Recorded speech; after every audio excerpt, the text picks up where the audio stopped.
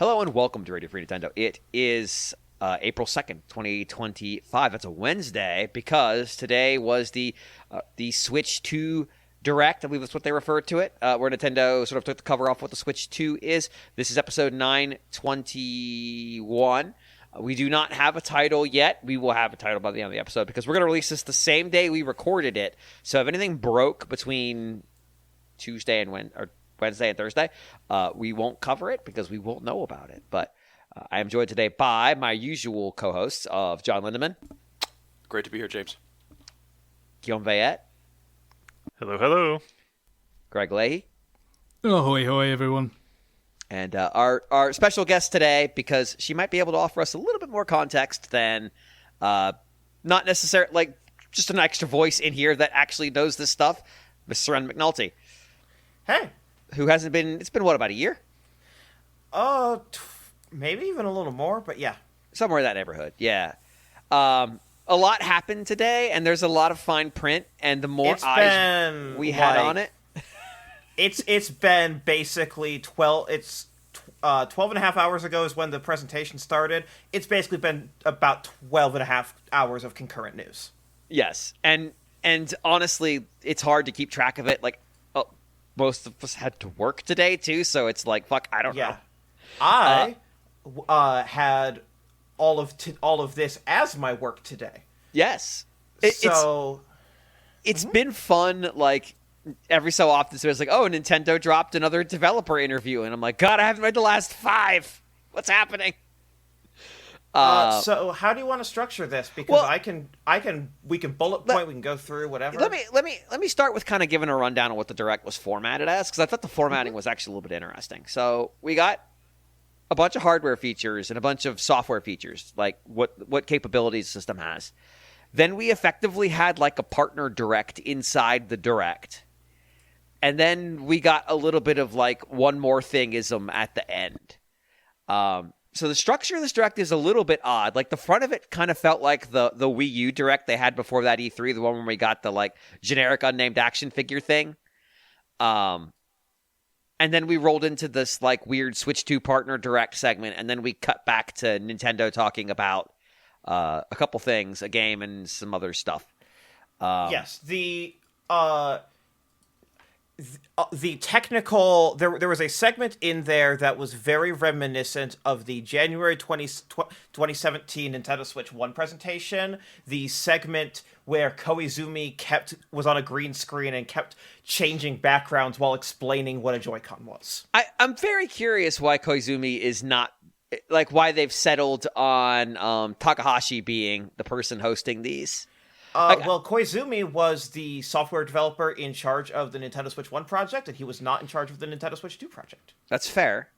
I think they both have, I'm just going to use the phrase, a weird aura when they're on screen. Different, but very like, boy, you are not normally presenting, huh? This week was not them. This week was the team responsible for the Switch 2, although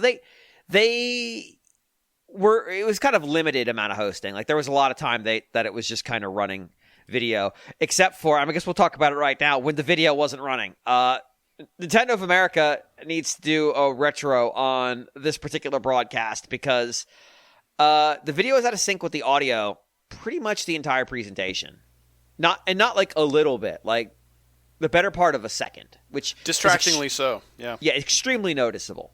That's interesting to hear, watching the UK stream. Oh, don't worry. YouTube, Americans moved over to the UK stream when the American one just stopped playing during the indie game section. Yeah, right around...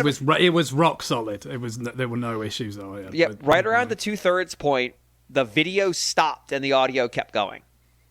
If you were in the Nintendo Today app, the audio was in sync and you didn't suffer through that. Really? Yep. So I made a joke that they could drive engagement to... This is before it broadcast. That they could drive engagement to Nintendo Today by following the James Jones plan. Which originally, if you recall, the James Jones plans for getting people to watch Directs was to make them randomly scheduled. So people would never know when they're going to happen. The madman theory of not of diplomacy, but of information sharing in this case. Yeah, exactly. But that I said, if they said the Nintendo Today app will be 30 seconds ahead of every other video feed, they would drive so much engagement to that platform because people don't want to be in a chat and have it all spoiled for them. And somebody in the NWR Discord was like, that's thinking with business. Fuck, I was right. I should have just done that. Yes, so it cut right in the middle of the Survival Kids trailer, which was, for people who did not go back and see, was followed by Enter the Gungeon 2, and then Starseeker Astroneer Expeditions, and then into Cyberpunk. It was and Cyberpunk's about when it came back.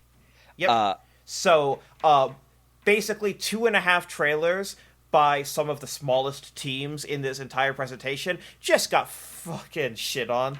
Yeah, I felt bad for the Starseeker devs because they were just like, yeah, nobody actually saw our trailer, but here it is, just in case you want to look at it. It's like, hey, we thought we had our big break being in the Switch 2 Direct. If I was Nintendo, and I'm not, I would do something to be like, okay, we're gonna because there'll be more opportunities for them to push that trailer before this thing comes out. By the way, it comes out June 6th. I should probably mention that. 5th. All right, close enough. Yeah, it will be out. 5th. June 6th, it will be out there. Okay, we're good. Well, according to popular Hollywood movie franchise The Omen, that's the day that the Antichrist is born, so you want to avoid that, obviously. Oh, okay. I'm glad. I often make my decisions based around film franchises, but almost entirely bad ones. It's like when Mario Maker 1 came out on the 11th of September. It's unfortunate for them.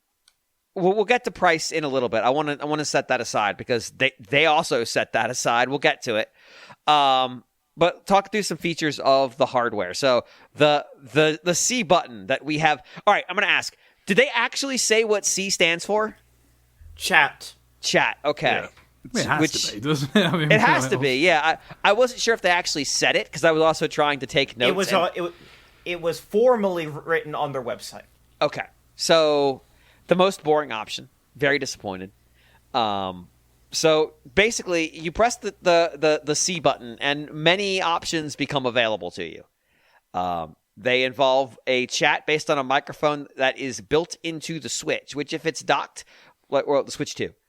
If it's docked, they claim will be able to filter out background noise and just pick up your voice. I have doubt. So there's... I'll chime in when I tell you something I learned from all the fine print. Okay.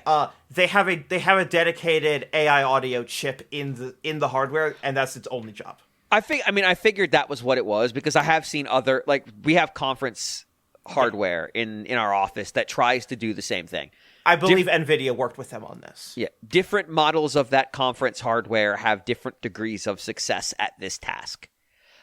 Yeah, that's the thing. Like, I believe that they worked on it and that they wanted it to work, but I only believe that it works once I've tested it and it works. I'm more because they were very convincing, trying to be very convincing when they sold We Speak to us. Yes, and We Speak worked great. Yeah. And I'm pretty sure they had with We Speak. I'm pretty sure they had a person in the background with the blender too, because it can filter out all of the background noise. Well, the We Speak came with the blender inside. Yes, they make my favorite bold claim from them on this is that if I'm in the same room as like my spouse and I'm yelling and they're whispering, people on the other side of the call will hear us both at the same volume. Nice. I don't believe it, though, because the microphone is very far away and also not very big. Yeah, they recommend it be no more than 15 feet away. Yeah, so like my Switch is about 9 feet away from me right now, which they say would be fine, according to their documentation, which is what I read as well. But so, like, the only reason they're doing this is, again, because they're paranoid about, the press blaming some incident or other on... Huh?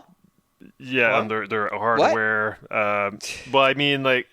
Okay, what I'm trying to get around to is they don't want little Timmy to speak in a headset to a 30-year-old stranger. You can do headset. The parents... Yeah. Okay, but like still... The Pro Controller and... the Pro Controller and the Joy-Con 2 grip both have headphone jacks. Yep. Yeah, but the Switch doesn't come with them. I'm guessing that they want to be able to say, like, hey, parents, like, you'll be able to hear everything that your kid is saying to their friends online. It does come with a grip. Yes. As you expect, you have to provide your own headphone, but everybody has those. But also, I think Okay. I would assume Bluetooth headphones would work as well because Bluetooth. Mm-hmm. But this was also something that they went into a little more depth. A common thread with this is, as you might imagine, with the breadth of things that they covered, is that if you look at the individual uploads on their YouTube channel after the fact, a lot of the time they were a little bit longer and had some more detail on some things. In this case, for instance, the parental controls app had a bit more detail about the fact that I think if you know you're talking about somebody's like a head of a household, they've got a kid who's got their account and they start trying to chat through that account, it instantly like pings the phone of the head of the household and then they have to approve it before that kid can start chatting. So that's the kind of extra layer that they've got there to address the concerns that Guillaume mentioned. Does it right? And like the Switch doesn't come with a headset. Like the grip might have a headset thing, but it doesn't come with the headset. Yeah, but I imagine most people at this point have a Bluetooth headset, except for 10-year-olds who don't necessarily. Trade stocks. I don't know. Like whatever. Like what do you think 10-year-olds do? I mean, 10-year-olds are all into crypto now, Guillaume. 10-year-olds sit there and they play Minecraft and Roblox with their friends on voice chat. That's what 10-year-olds do. Well, while they're trading crypto, not necessarily on a headset. I don't know. Usually on a headset because they usually play on PC. I trade. Or mobile. My 10-year-old trades fruit futures. It's fine. I do like that we have an updated version of the parental controls app and the parental controls app video, which is great, just great. But yeah, like does the app when it asks them to approve show who they're chatting with? Yes, I believe it does. Yes. Okay, that's actually really good. Like that, I would say. And also, I think my favorite part of that video was the fact that it gives you the opportunity to sort of like, okay, here's their, Nintendo like avatar or whatever, that's associated with the Nintendo account of that person, but you get to put like a descriptor of this person. You know what I mean? Like it's just like, so you can actually remember like their real life connection to your kid or something. That's Timmy's shitty friend. Yeah. The one I don't in the video, funnily enough, the word shitty was not used, but we had the term of soccer buddy. Soccer buddy, there we go. Yeah. That one. Okay. I just thought that was funny. For the checked out parents.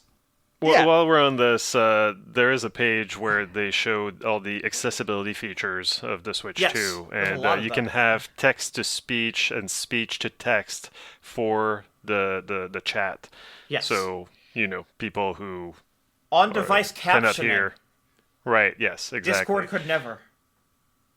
I will be very curious how accurate it is, because much like the noise canceling, I have found there is tremendous variability in the device that I am using, how good the captioning is. Depends on your language and how many proper nouns you're using. Yes. Yes, also there's there was a disclaimer, not available in every country. Of course, the English countries are going to be rolled out first, and we'll see for the rest. It says some languages may not be supported. Yeah. Yeah. You'd have to say that because even if you're supporting all the languages the games are in, you could have people speaking in a completely unknown language to Nintendo. Like, whoa. Exactly. Like you can. My assumption is that if it's not at launch within a year, every language that the operating system is localized into will have speech to text. But again, I can start speaking a language that is not on that the Switch is not localized into, and then it'll just give up. Right, like you might have the thing in like let's say Chinese market. There's a lot of minority languages in China that Nintendo is not going to be able to AI translate to text. Speaking of the accessibility options, staying on this for a second, one of the only good things the ESA has ever done is this accessibility initiative that all three console manufacturers are pushing towards together. And so the Switch 2 now gets system level button remapping. Which is very, very useful for a lot of people with, limited motor ability. Likewise, there's a essentially, I don't want to say unused, but no default use buttons on the Pro controller at the the gurgle buttons. Is that what yes, the GRGL? The GL and GR, yes. Yeah, the gurgles. But they don't have a default use. You have to give them a use. Yes, it's very similar to stuff that Hori already has with the Split Pad Pro and probably a lot of other things. And the 8-bit Ultimate, but more relevantly from the Xbox Elite controller and the PlayStation DualSense Edge. Yeah. This is what other platforms, quote unquote, pro versions of their controllers have. And so I guess they were like, fuck it, put it on there. I will say, same price as the Joy-Con, but $10 more than the Joy-Con 2 are the same price as the Joy-Con 1 in the US. The Pro Controller 2 is $10 more than the Pro Controller 1. Which, to a certain degree, makes sense, because it does more than the Pro Controller 1. But the Joy-Con 2 do way more than the Joy-Con 1, and they're the same price. I agree. No, the fact that it costs more than the Pro Controller makes sense. The fact that the Joy-Cons don't cost more is surprising. I mean, and the Joy-Con are pretty expensive already. Yes. So but so's the Pro Controller. Yes. Yeah, but it's cheaper. It was. By the way, ask the developer note. They really went out of their way to avoid using the words Hall effect, but they confirmed that it has Hall effect. Analog sticks. I figured they just talked about how smooth it travels. They talked about how smooth the travel was, but more importantly, they were like, we really wanted with the Switch 2 to achieve our lifetime dream of analog sticks that don't drift. Yes. No, I get that. And it's we've talked about it in the past, but for those who aren't aware, the reason that the Joy-Con drift happens, and it happens with other controllers as well, is that the analog stick is a mechanical process. There is a piece of that is attached to the stick that is touching a bunch of a rounded surface inside of the controller, so it knows how much you've tilted it, where you've tilted it to, that kind of stuff. But because those are a mechanical contact over time, they simply degrade because they're rubbing against each other. Dust gets in there. There's friction that slowly erodes the conductivity of the device, and it becomes less and less accurate with time. There's literally nothing you can do about that if that's a mechanical contrivance. Parts wear out. Hall effect doesn't do that. It uses magnetic field, so nothing is touching anything else. So there's no wear and tear. There's the phrase wear and tear is the issue here. There is none of that because there's nothing that's wearing on one another. Hence the term wear. That's why you wear clothes. So there should resolve as long as that part works correctly. It's a data problem. Translating the information you get from the sensor into the right mapping. That should be it. That's all it really needs to do. Because it's not going to degrade over time. Because the problem is when the Joy-Con is brand new, the current Joy-Con, it's going to give different readings from the same position than when it's a year old, 3 years old, 5 years old. And that's why they recalibrate and stuff. What was, as you said, that was kind of inherent to the nature of, that style of input mechanism before. But what was alarming, of course, in the early days of the original Switch is how fast it was happening. It almost just seemed to beg a belief that this was, that any kind of mine was a gradual erosion of it could happen that fast. And I'm sure they did make some improvements at least, with that was very marginally. That it wouldn't happen as fast and whatnot. But this is a fundamentally different nature of mechanism. You should be much better results. So my first Switch Joy-Con, it went about a year. I replaced the Joy-Con sticks and got about another year out of them. My OLED one I've had now for about 2 years, and they're still working fine. So my OLED one stopped working. Okay, they probably did make some. They probably put pressure on the manufacturer of the sticks to make some improvements. I would guess the fact they're super small is part of it. I mean, yeah, no, the core fundamental issue with the Joy-Con is that they packed as much technology as they could physically fit into the teeniest form factor they possibly could, so they all just rub up against each other. Yeah, Like everything, it's not just the analog stick is wearing like the stick itself is wearing against the metal contacts.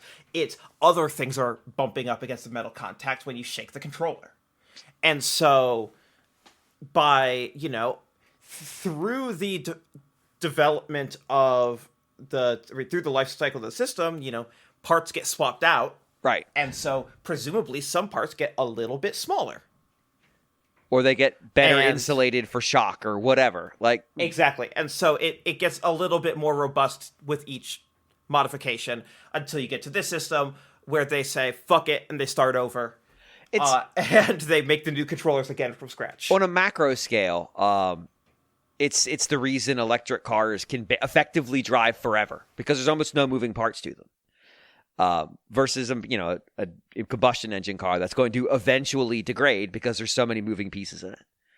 So like that is good to know that it is HOF. I assumed it would be, because it avoids what is probably their most persistent consumer repair request. Yeah. Like even the other thing that we've already kind of been aware of that was a factor was the Joy-Con rail kind of wearing out. Yes. In the past, whereas now, Yeah. of course, they've got this magnetic attachment system, which again, in the developer interview, they kind of go to pains to point out. It's like, this was our plan originally. This is what we wanted.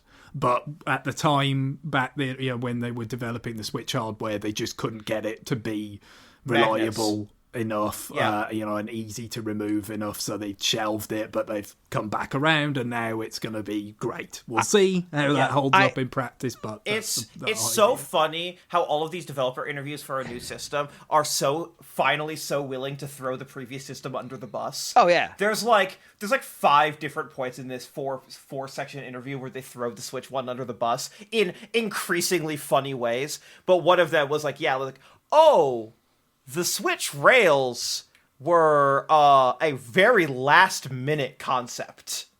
That was not intended to be how you connect the controllers. Whoops. I actually liked the fact that Section 2 is literally called redesigning everything from scratch. It's like, you didn't redesign everything from scratch, but I get where you're coming from.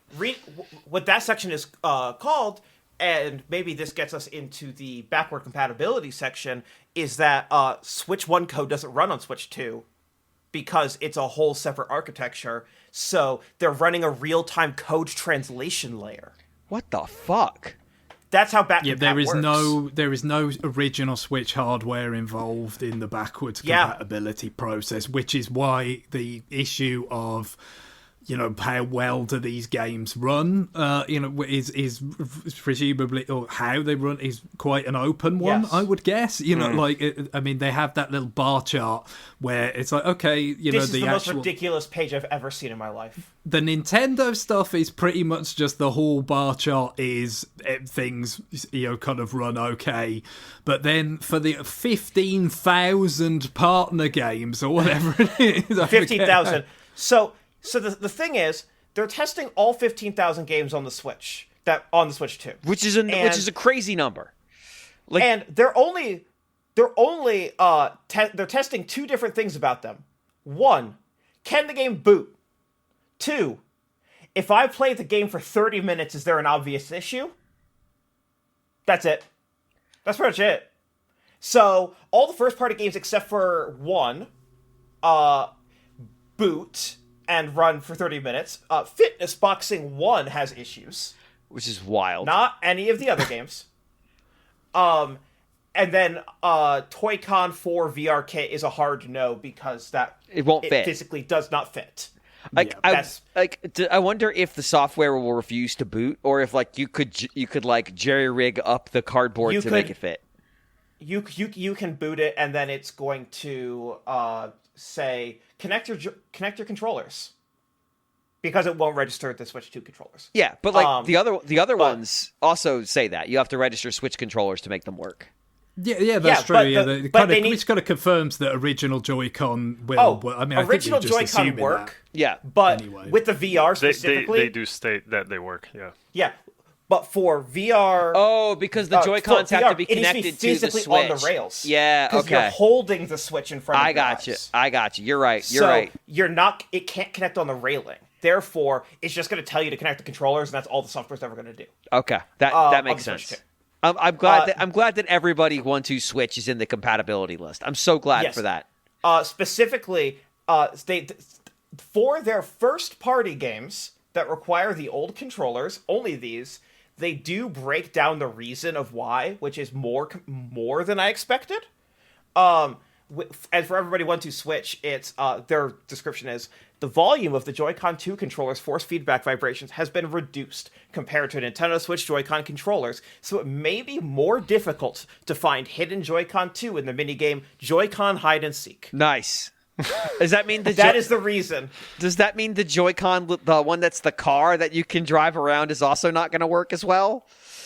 Oh, no, because it's the original Joy-Con. You're good to go. Yes. So specifically also, what that actually is saying is no.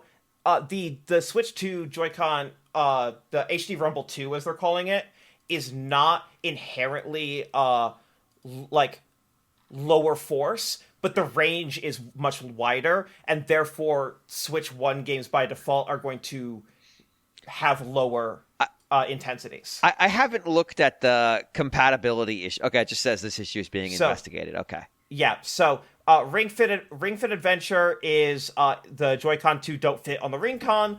1-2 Switch is these don't have IR motion cameras. Game Builder Garage is these don't have IR motion cameras. Nintendo Switch Sports is Joy-Con 2 don't fit in the leg strap. WarioWare Move It is there's a bunch of micro games that use the camera. And then the other level 1, 2, and 3, which have a bunch of different reasons. Does the Joy-Con 2 not have the camera? No, they took the camera out. Oh yeah. They wanted to save 75 cents a unit.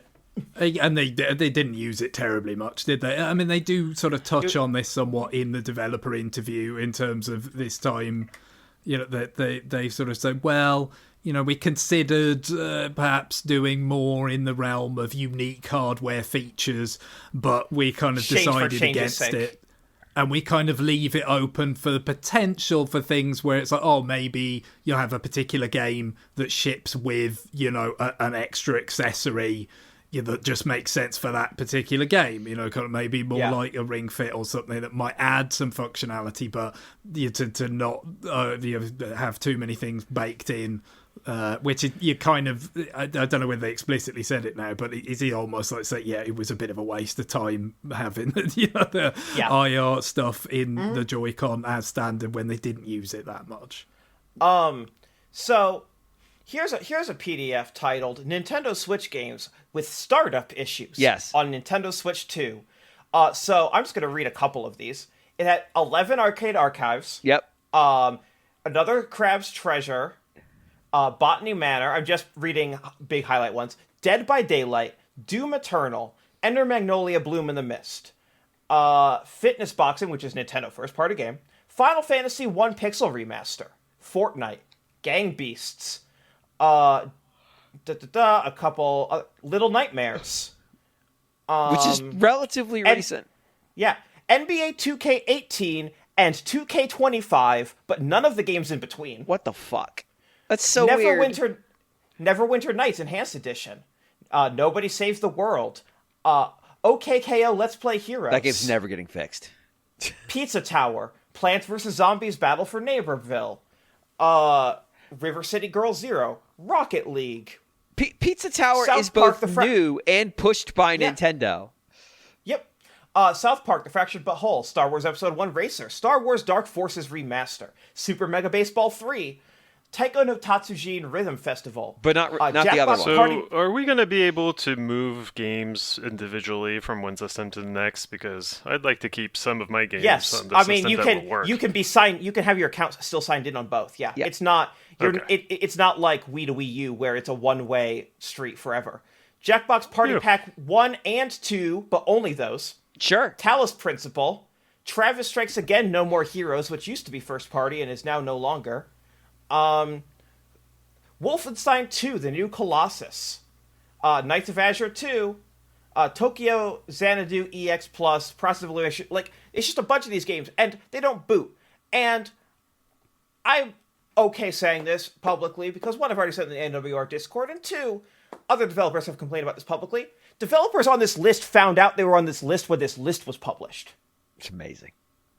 When it says the issue is being investigated, that doesn't mean by the developers.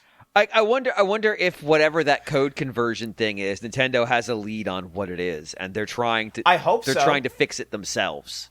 Because with the partner games, I think it's only about 20% of the 15,000 that are in that sort of same place as the first party games. Yeah, are. of no issues found during basic. It's an enormous range of games but keep in mind that have issues to follow up on. Well, no, that second block is games that can be started, but further tests are in progress. I.e., we haven't fucking finished because there's 30 minutes of it.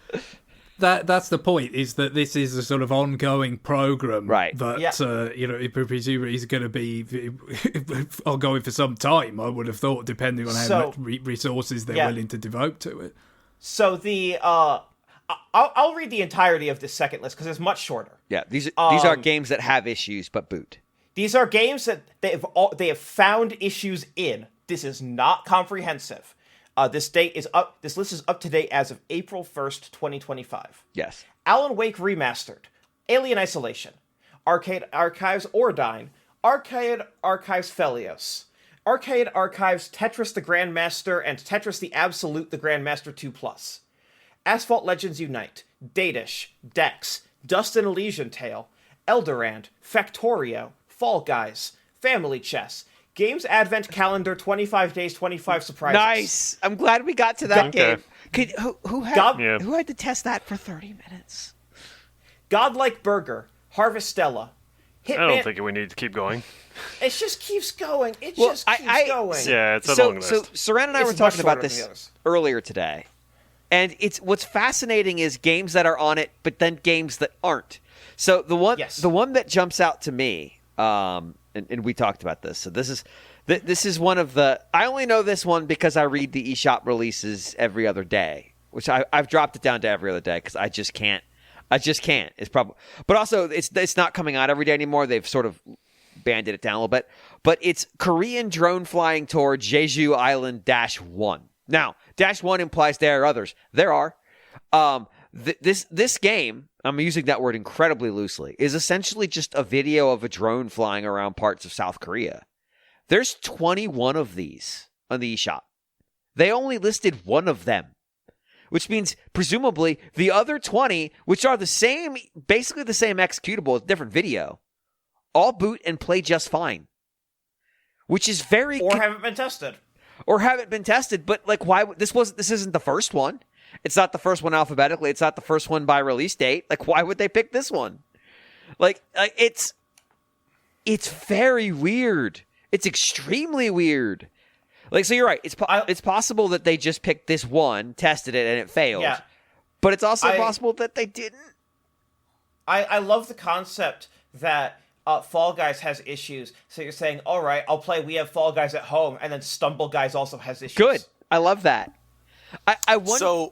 So Fortnite and Doom Eternal don't boot? So Fortnite has... Correct. Fortnite is the only one that has a solution, which is amazing. There's a native Switch 2 version, so you're never going to be in a scenario where you need to boot the Switch 1 version of Fortnite in order to play Fortnite on your Switch 2. I love... That's the only game where that's the exception. I love that they probably encountered that, reached out to the publisher, and they're like, nah, we're just going to do it. We're just going to do a Switch 2 one. It's fine. Don't worry about it. It's like, okay. You're saying the Switch 1 version was long in the tooth and was, I don't think it was compatible with everything in Fortnite, was it? Oh, it was. It shouldn't have been, but it was. Yeah, like I would guess the Switch 2 version was already something Nintendo knew about, and they probably just called them and said, like, are we just going to do the Switch 2 one? They're like, yeah, that's fine. Okay, cool. Yeah. Because they probably also want to use the mouse controller. Yep. Also, like, what do you do with Hitman 3 cloud version? One, that's just... Wait, that's just the cloud version not boots? First of all, that's just the client. Like, that's just running on the same server tech. Two, By the way, if you bought Hitman 3 Cloud version, you do not get any discount on the Hitman World of Assassination native package. Right. So there actually might be incentive to fix this one. Yeah. Like you can't do the Fortnite and just play the new one, because you don't get it for free. That's another 70 bones. I just have this weird so I have been, and John, you've been a QE for even longer than I've been a developer, so you might have more insight. This list, the inclusions versus the omissions, feels extremely weird. Like all the hair, it's very random. All the hair on the back of my neck was standing up as I was reading this. That this is something stupid. That this is something like there's a character in the metadata for these games is blowing them up. I'm not saying that's the reason, but that's the kind of shit where you see random stuff like this, where it's like, what? It's nothing to do with the code. It's like the underlying copyright data for this program is blowing it up. Like I've legitimately seen a .NET library after a Microsoft updated .NET to like an iterative version where it was the name of the developer. Had like weird special characters in it. It broke the package because Microsoft changed something about how it reads the metadata in Visual Studio. And it's like the package blew up. And the developer's like, I don't know why my package doesn't work anymore. We're trying to figure it out. And it was like somebody in a GitHub repo just put a comment like, I think it's your name, bro. And it was. And like that was it. Like I'm not saying that's what it is, but the things that are on here versus the things that aren't, like games that seemingly are running the same engine, are running the same like base code, are just functionally not dissimilar from one another in a way that would imply a compatibility problem usually. One's on the list and one isn't, or one's on the list and 5 aren't. Like the NBA 2K ones, those games are extremely iterative. Why the first and last ones? Why not the middle ones? Like if they're going to test them, I feel like the first one would be like, I could see a case for testing first and last. Like, let's go start at the beginning. Let's go to the end. But I would think if Nintendo tested 18 and it failed, and 25 and it failed, someone's going to go, we should probably test something in the middle just to see. And they don't mention it. Like there is a weird sense of like, is there something really stupid going on here that just needs to get dealt with on Nintendo's side? Or is it, this is the nightmare scenario, that every one of these games has its own bespoke problem? Because that means they're never getting fixed. My initial I was telling James, I spent over an hour trying to diagnose similarities between games on this list. And one of the first ones I found was, there's a bunch of Epic games on here. Yeah. I'm guessing that Epic Online Services, the middleware, might have an issue. And I was like, okay, that makes sense. And then I remember that Hades uses that on Switch, and there's no way they haven't tested Hades yet. Yeah, especially because they pushed Hades 2, which we'll get to in this direct. And so I'm like, but if Hades can run, then it's not EOS. Yeah. I mean, unless there's they use maybe a different service for internal games versus external games. Something like that. It's the same middleware package files. Mm-hmm. You would call it differently. Internally, you might have access to a different set of APIs. Right. But it's the same like static libraries. It's like, and this is me putting my software engineer hat on. I need to get it off because it'll derail the entire show. But like, this is the kind of thing where when you're brought in to consult on another team's problems because they're pulling their hair out, and they start detailing stuff like this, you go like, y'all have some weird bullshit happening that like is deeply ingrained in the problem, but also probably not going to be that hard to fix once we figure out what the fuck it is. Yeah, and it's not going to be what you think it is. Yeah, it's going to be something so stupid. It's going to be something you tell like interns about for the next 10 years. Yeah. If for example, if I'm Digital Extremes and I see Warframe on this list, I'm flipping shit. Oh yeah, absolutely. And because Warframe's on the does not boot list. and Digital Extremes is going to have a contact they could talk to be like, okay, can you give us any insight? What's going on? Like, please. But also, I suspect they're probably working on a Switch 2 version. So like, for them, maybe that's just gonna be like, all right, we'll just have a Switch 2 version. Fuck it. Maybe, but not at launch. Not at launch, no. Like I do suspect that you like what we've heard and what you've just said to us is that Nintendo's not been in touch with these people. I wonder if there is opportunity that is like that they're trying to like communicate this out. Like this could be an NCL filtering it out to the world bullshit thing. I don't know, but it would be really cool to understand. Like as an engineer, I want to understand this really badly because like my brain is screaming, this is the kind of goofy crap that is fun to solve. Yeah. But all I know is that there's 15,000 third-party games and there's 63 days left until launch. Yeah. Like I want to know how they like. I would love for ask the developer on how they went through this testing cycle. But my bet is they brute forced it with a bunch of temps. That's basically what they are saying in their developer interview. Okay, like because Yep. like part of me is like, well, you'd automate this, right? You have to automate this. Nope. And that's crazy. Like why would you automate this? How do you play 30 minutes of every game automated? Well, I think you can get through the boot up sequence automated. Oh, yes, that is true. You can boot and probably get general like a crash log. Like if a crash log is generated, you have a very clear binary yes or no. But beyond that, I don't know. I don't know how you do it. If I could go back in time as an engineer, because this is the engineer brain thinking, and I'm hoping they're doing this now. When I'm doing like my final testing on games to make sure they don't crash the system and stuff, all the stuff they do for certification, I would record the inputs of the person playing the game in a mechanism that would let me play it back in case I have to retest this fucking thing. Because that would be super interesting to be able to just go like, I'm going to go retest a bunch of games because we just like, we're going to update the OS.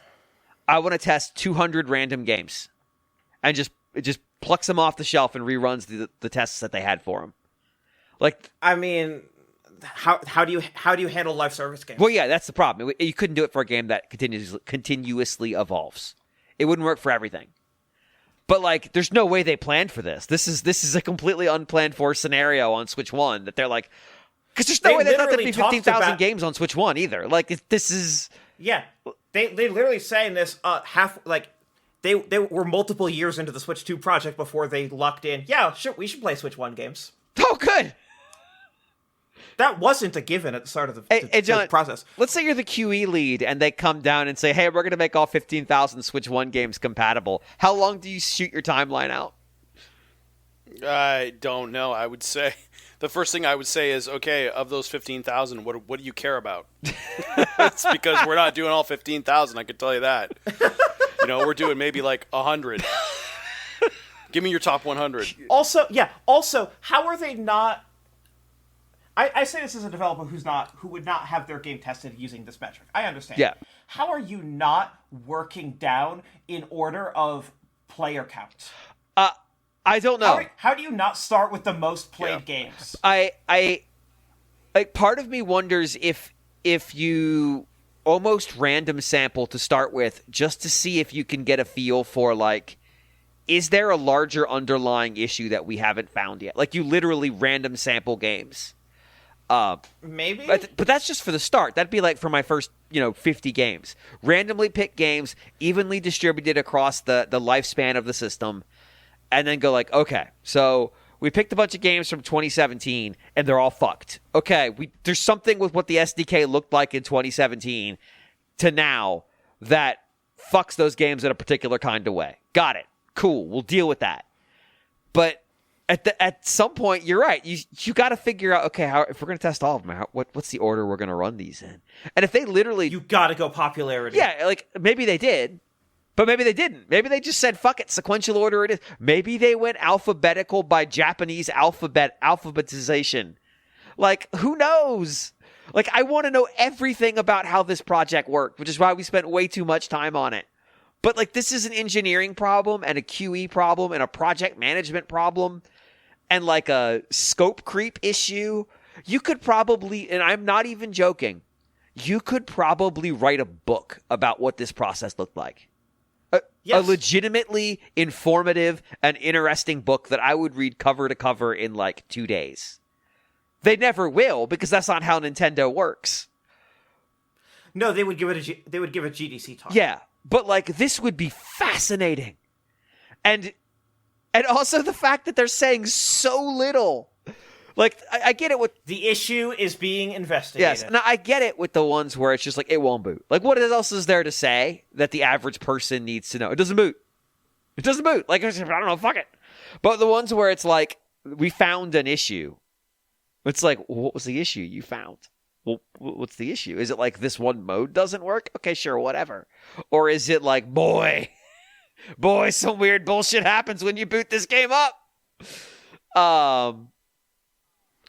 I get the feeling that we're going to hear more about this once developers either talk to Nintendo or talk in public about this. We'll definitely hear more. Like, I don't know if they'll give us everything. Yeah. I don't know if some will sit on it because they don't want to piss Nintendo off. But like, or but because also, there's like, NDAs. things might change. Like we're devoting a lot of time on the backwards compatibility. I know you're right. I don't know. Do we have something else? No, to talk about? we do. I just, it's. You have three people here who are deeply fascinated by this topic, so it is unfortunate that we spent a bunch of time on it. I think we're probably spending more time on it than most people, which might give people some extra insight that they wouldn't have based on this list. But I don't know. We were talking about the share button, which I don't know how we got to the backwards compatibility list of the share button because we didn't finish talking about that shit. There's a camera. There's a camera accessory. You can use your own camera if you have one. It's part of that camera. I was like PlayStation Eye vibes all the way through. Oh, so, I mean, this is so funny because it's like they heard people say that the Switch 1 was like a portable 360 in terms of power level, and they were like, "Oh, so we need the Xbox 360 camera. You want Kinect, you want Uno, you want what else do we have? It's so funny." Yeah, Eye of Judgment 2. I think was there an Eye of Judgment 2? Maybe I'm looking for Eye of Judgment 3. No, now that Sony is releasing, its games anywhere. No, this was You're in the Movies. Right. This was You're in the Movies mixed with Double Fine Happy Action Theater. Yeah. Wishbook or whatever it is. Oh God, what was that puppet? Wonderbook. No! There you go. What was the puppet game for Kinect? I'm blanking on what it was called. Do you mean the Gunslinger? Yeah. What? Okay. Yeah. Yeah, the Twisted Pixel one that had like the Wavy 2 Man Chronicles DLC. Yeah. Why is this in my brain? I don't know, but like, I say that all the time myself. But look, there's a real chance that I'm a Solo gets to come back, and I'm excited about that. Why has no one ever asked Harrison Ford about that? Why? I need to know. I need to see him. I need to see him react to it in real time. I need that. Anyway, so this camera is $50. You could use your own camera if you have one. It puts you in the game. And I mean that very, very literally. Because one of the games they showed off was Mario Party Jamboree M- Switch 2 Edition, which is an upgrade you can buy for that game. Or you can buy it natively on Switch 2. That adds a bunch of content. That's a $20 upgrade, by the way. Because all of the upgrades have different prices and different business models. Right. So that one specifically is at $20. And some are just performance-based from the sounds of it, or mostly performance-based. Some are... We'll get there. Yeah, this one... Some of them add a lot more... $20 for new content. Some add a lot more content than others. Let's put it that way. Yes. Like there's a one for Kirby as well we'll talk about that adds a bunch of content. So the content they showed off was obviously a lot of voice chat. But also a lot of video of your characters in there that immediately I started having flashbacks to Star Fox 64 3D local video chat. But not local. So video chat that actually makes sense versus local video chat, which is the most like mind-numbing. It was so mind-numbing, someone had to point out to me how crazy it was. Because I'm like, yeah, of course, local video chat. Yeah, of course. Yeah. And so it was like, local. Yes. This makes sense because they were like when people asked during like Mario Party 8 and 9, like, hey, why doesn't this have online? Their answer would literally be like, don't you want to see the faces of the other people as you play with them? Implying like, don't you want to see them getting really mad at you? That's true. Now you can. Like I really. So they've made it happen. There's a clip where they're doing the chance time, and it's infuriating to look at because it's got the same energy as that fucking 1-2 switch video where it's like a bunch of influencer-y type people. But like I thought to myself, they could have made this 100 times more infuriating if it was star swap instead of swap 20 coins. Like it could have been so much. This image could have been so much more emotionally upsetting if it was star swap. So they didn't like go for the 150%. I'm gonna upset you. They just went for the 100%. But boy, Yeah, just a yeah. You know, this is it's funny because this is their Technomo game that is like, oh, we're gonna add all the new features. Yes, this is the launch window game that adds all the features. It adds the mouse control. It adds the microphone control. It adds the camera control. It adds... Yeah, you can sort letters with a mouse. You can balance Goombas on your head with a camera. It's very involved. You've got, like, Bowser emceeing a game show type thing, and your whole body is in there, and you're dancing or looking awkward or whatever it is that you look like. And you'll have to be very, very aware. You'll be made very aware of what you look like as you play Super Mario Party. I don't know. That's not really an experience that I want to have, but go nuts if you're like one of the sickos that streams Mario Party for my immediate response was, oh god, Mario Parties are going to go even longer now because Jamboree games take for fucking ever. Yes, they take long by series standards. Even though there's less turns. So but just in general, so the communication can be across games. You can just use it to talk to your homies. You can show yourself in front of your game. You can show yourself without a game playing, so they see the background of your house. They didn't show you as a VTuber now, and I find that if you're weird. using your own like camera, all you'd have to do is have a device that reports to the Switch that it is a camera, but what it's outputting is your VTuber model. So somebody will figure this out. I'm quite confident someone's going to figure this out quickly. Someone will. I will say that for all my whatevers on the camera, it is a genuinely very clever idea to add the superimpose like a chroma keyed version of your face over your gameplay footage for young children that want a safe place to play streamer. Yeah. And like, because again, it goes back to the thing with the parental controls. It's only your friends, like, and your parent going like, yeah, that's his friend from elementary school, whatever. They can see each other, they can interact. It's fine. And the VODs are not archived. That's right. Mm-hmm. Yes. There is a part to me that was deeply amused by this segment. And there's a part to me that's like, this is abhorrent to me. Nothing of honor is happening in this moment. But they're going to do it, and it's going to be interesting, and I'm sure because it is so sandboxed, it probably won't be bad. Like, it's probably going to be like, it's up to you. You know the people that you don't want to have video chat with. I'm glad it's not in the box. I like that there's a little bit of an extra barrier to it. Like, I want to do this. Because it means it's probably not going to be a feature of a lot of games where it's like, oh, we're using the camera as a primary input mechanism. Because I really don't want a camera hooked up to an online enabled device in my house pointed at me at all times. You know, they're like, that might seem like I'm being weird privacy nut, but not really. Nope. Like webcams.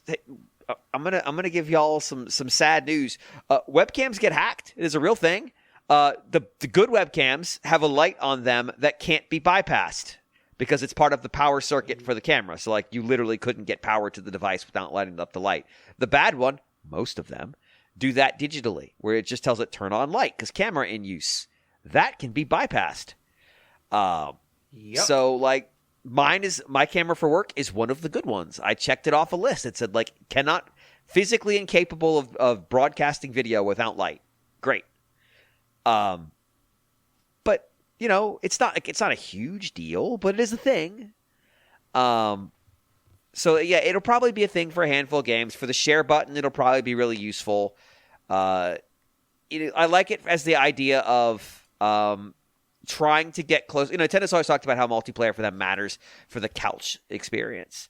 It is a way of them getting closer to the couch experience in a world where frequently we live further and further away from the people that we consider to be our closest friends because we're able to meet people online and in a way that I would say, like, in a way that even I couldn't growing up, even though I grew up completely online.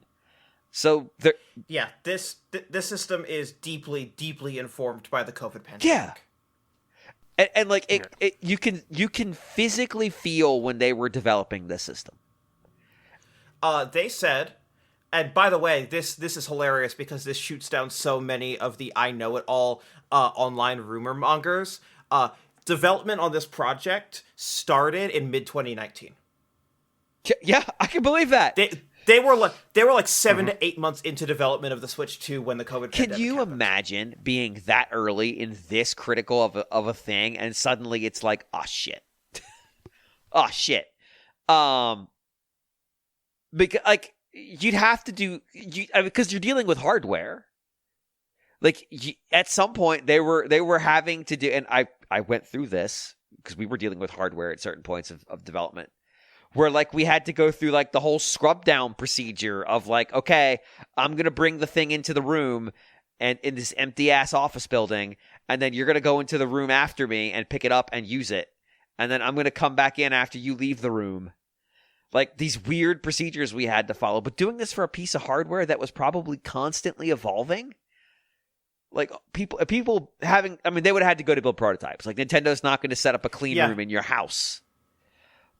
No. But, like, everybody else was having to come to the office in these weird shifts, I bet, to see this thing. Oh, my God. They were talking, and granted, this is a little bit later, but, like, they gave an anecdote about the Joy-Con 2 are bigger than the Joy-Con. Yeah. And so, a lot of the people on the dev team, at least for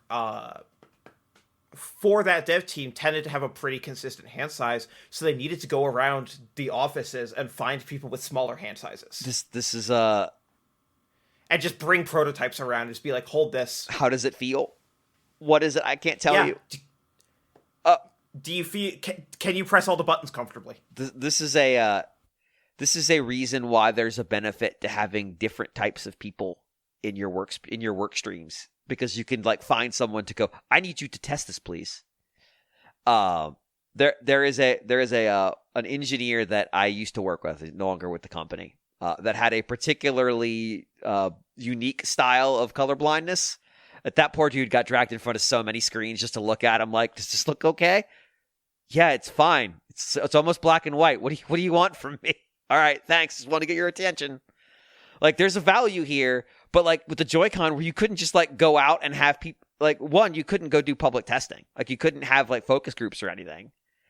But, two, you probably wouldn't want to do that anyway because it was a relatively top-secret project. You super couldn't do it. Like, I can't imagine. This has been a nightmare. This has been a nightmare. Now, the fact they had 2 years post-pandemic to do it helped, I'm sure. But, like... like, at some point... The critical early, like...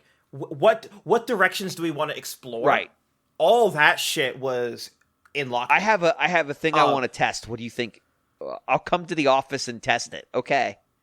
They gave so one of the people in the interview, which is also one of the hosts of the Direct, was from the technology development group, which is not the hardware team. No. That is the team that is at NCL whose job is basically to be 1 to 2 steps ahead of the hardware team and have already experimented with whatever they expect the hardware team might ask for them. And they described it as their goal is to, when hardware comes and says, we were thinking about adding mouse support, their goal is to say, yeah, we thought you might want that. Which must be a nightmare job because you're just like, okay, what could they possibly ask for? Project managing that would be an absolute hellscape. Because if you're wrong, they're going to come and go, hey, we want to try this thing. And you're going to go, oh, shit. So, James. Yeah. Speaking of the chat button, there's also a feature called Game Share, which is akin to DS download play. Yes, they demo it in the video. Do you remember the technology that the Wii U used to stream to the gamepad? I do. Motherfucker, we're back. It's streaming video from Switch to Switch. It's not downloading data. So I had a weird thought that it's probably not downloading data because these games are big. Yeah, no, it's using exactly the Wii U gamepad tech, which is why a Switch 2 has to be the host at all times. Wait, does that mean? Well, you can transmit to 4 devices simultaneously, which is crazy. Or 3 devices. Well, that begs 3 questions. The first question is, can you do this with Switch 2 software to a Switch 1? Yes, the Switch 1 can be it's just video. Question 2 is, what hardware on the Switch 1 are they leveraging for a purpose other than the purpose it was designed for in order to make this happen? Great question. I will simply zip my mouth. Like it's got to be something like the Wi-Fi chip because there's no way they stuck that device in the Switch 1 because nothing uses it. Nope. You're thinking along the right lines. Third question. The third question is how many your game would have it's rendering 4 port views of viewports. So the game would have. So basically, the Switch 2 is calculating everything for 4 sets of games, inputs for Switch ones. Yes. So the way that the Wii U worked and the 3DS worked and the DS worked is like let's use the DS as an example. Is it is rendering there is one canvas that is being rendered, and it is putting 2 virtual cameras pointed at this canvas, and they are both the same size, and one displays on the top and one displays on the bottom. So it is rendering one set of things and it is displaying it twice. Okay. And in two different parts. This is rendering either, in the case of New Super Mario Bros. U Deluxe, which is one of the games getting patched to support this, which is a nightmare because that is a 60 frame per second game with precise inputs. Oh my god! Yeah, they did mention this in the interview, didn't they? That it's like, some games it'll be a problem. Yeah, like rhythm games is what they said, but I mean, I would have thought New Super Mario Brothers is New Super Mario Brothers pretty Deluxe close to that. with Luigi U is supported. That is only rendering one viewport because it is rendering what it would render visually. Right, if you're doing couch co-op. If you're doing couch co-op, however, it is still streaming out inputs for 3 other clients. But if you played that game on gamepad, that was still true ultimately. Yes, on the gamepad, it was establishing 2 viewports, one simultaneously on the TV, one simultaneously on the gamepad. On the gamepad. I was about to say the code name, but I shouldn't say that. I don't know why. I still think of the gamepad as the code name.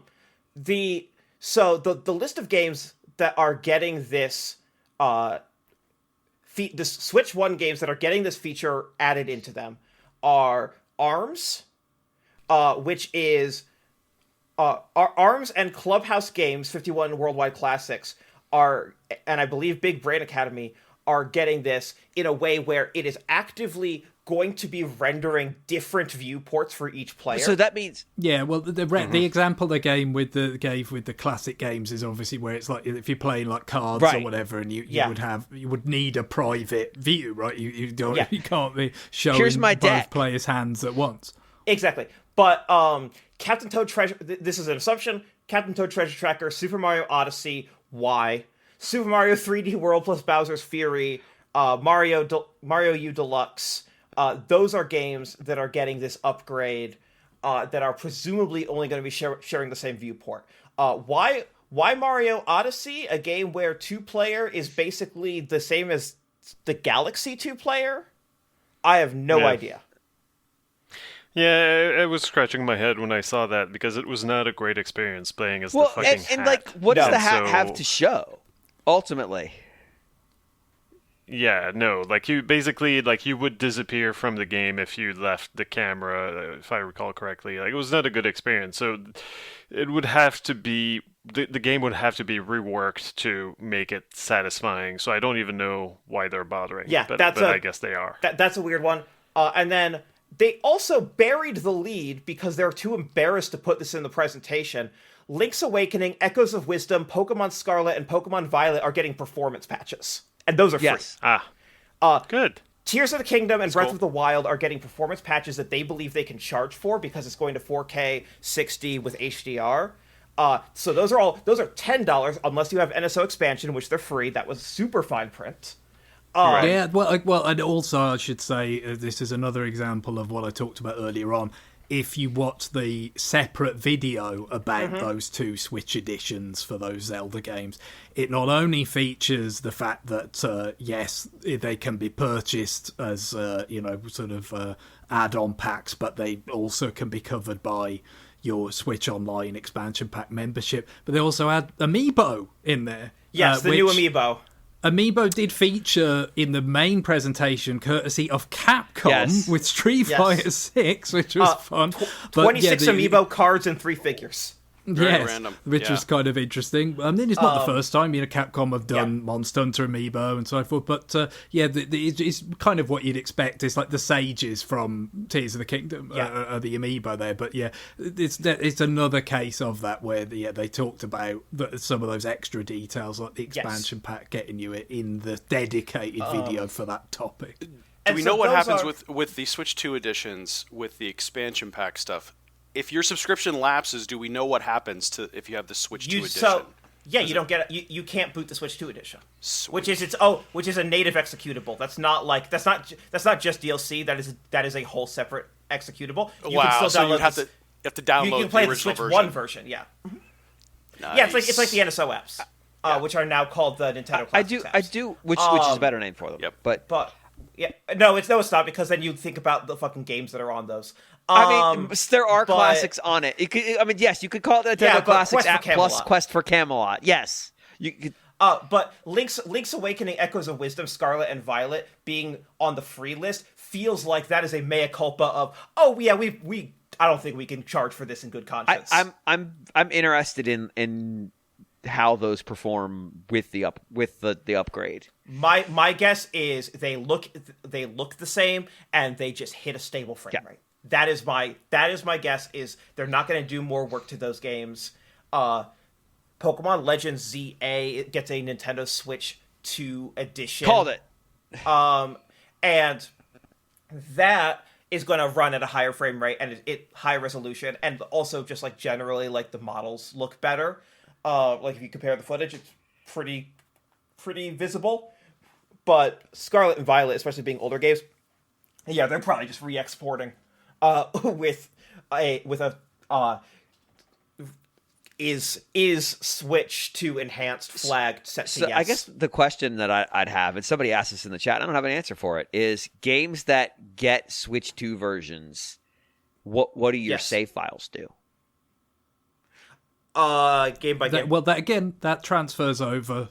In the case of the Zelda ones, anyway, they were explicit. It's Zelda ones, yes, because the developers did that.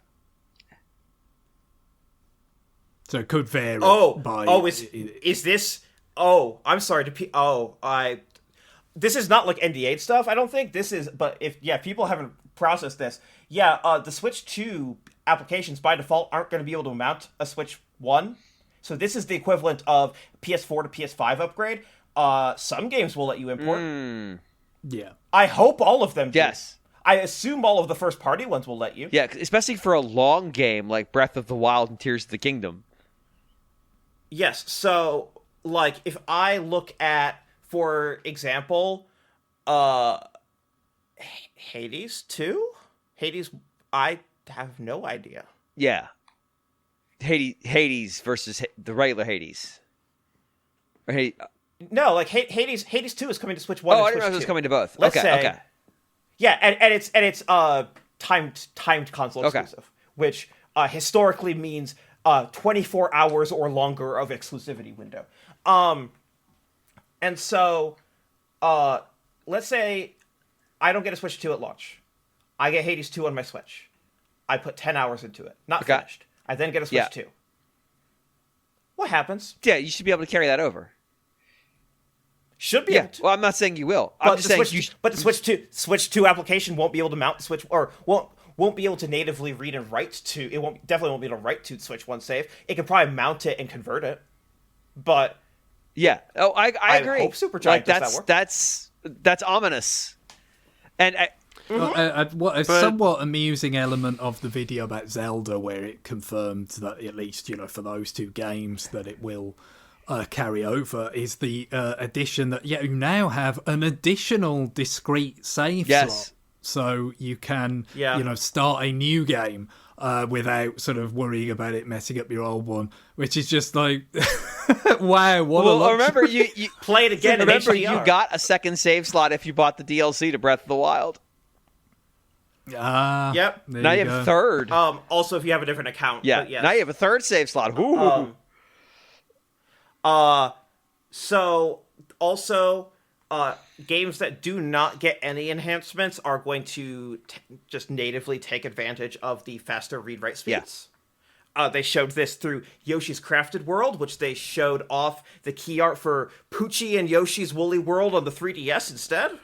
Yeah, I saw it. Well, that was the thing. There was an interesting kind of somebody found it in the bin. I wouldn't say drama, but there was a little bit of a kind of winding narrative with that, because of course it was there was noticed like it was just a sort of background wall of various logos. Artworks with just for games that are compatible, right? It wasn't saying like, oh, this is like kind of enhanced games or anything. It was just like backwards compatible games, and it's got all these different icons. And then someone spotted the artwork from Poochie and Yoshi's Woolly World there, and they said, well, hang on, they've been showing Yoshi's Crafted World in this, like, so that they just messed that up, right? And then it's been observed in other versions of the presentation, like maybe the Japan one or something, that it is Yoshi's Crafted World is in that place, right? So it's incredible. Just a mistake.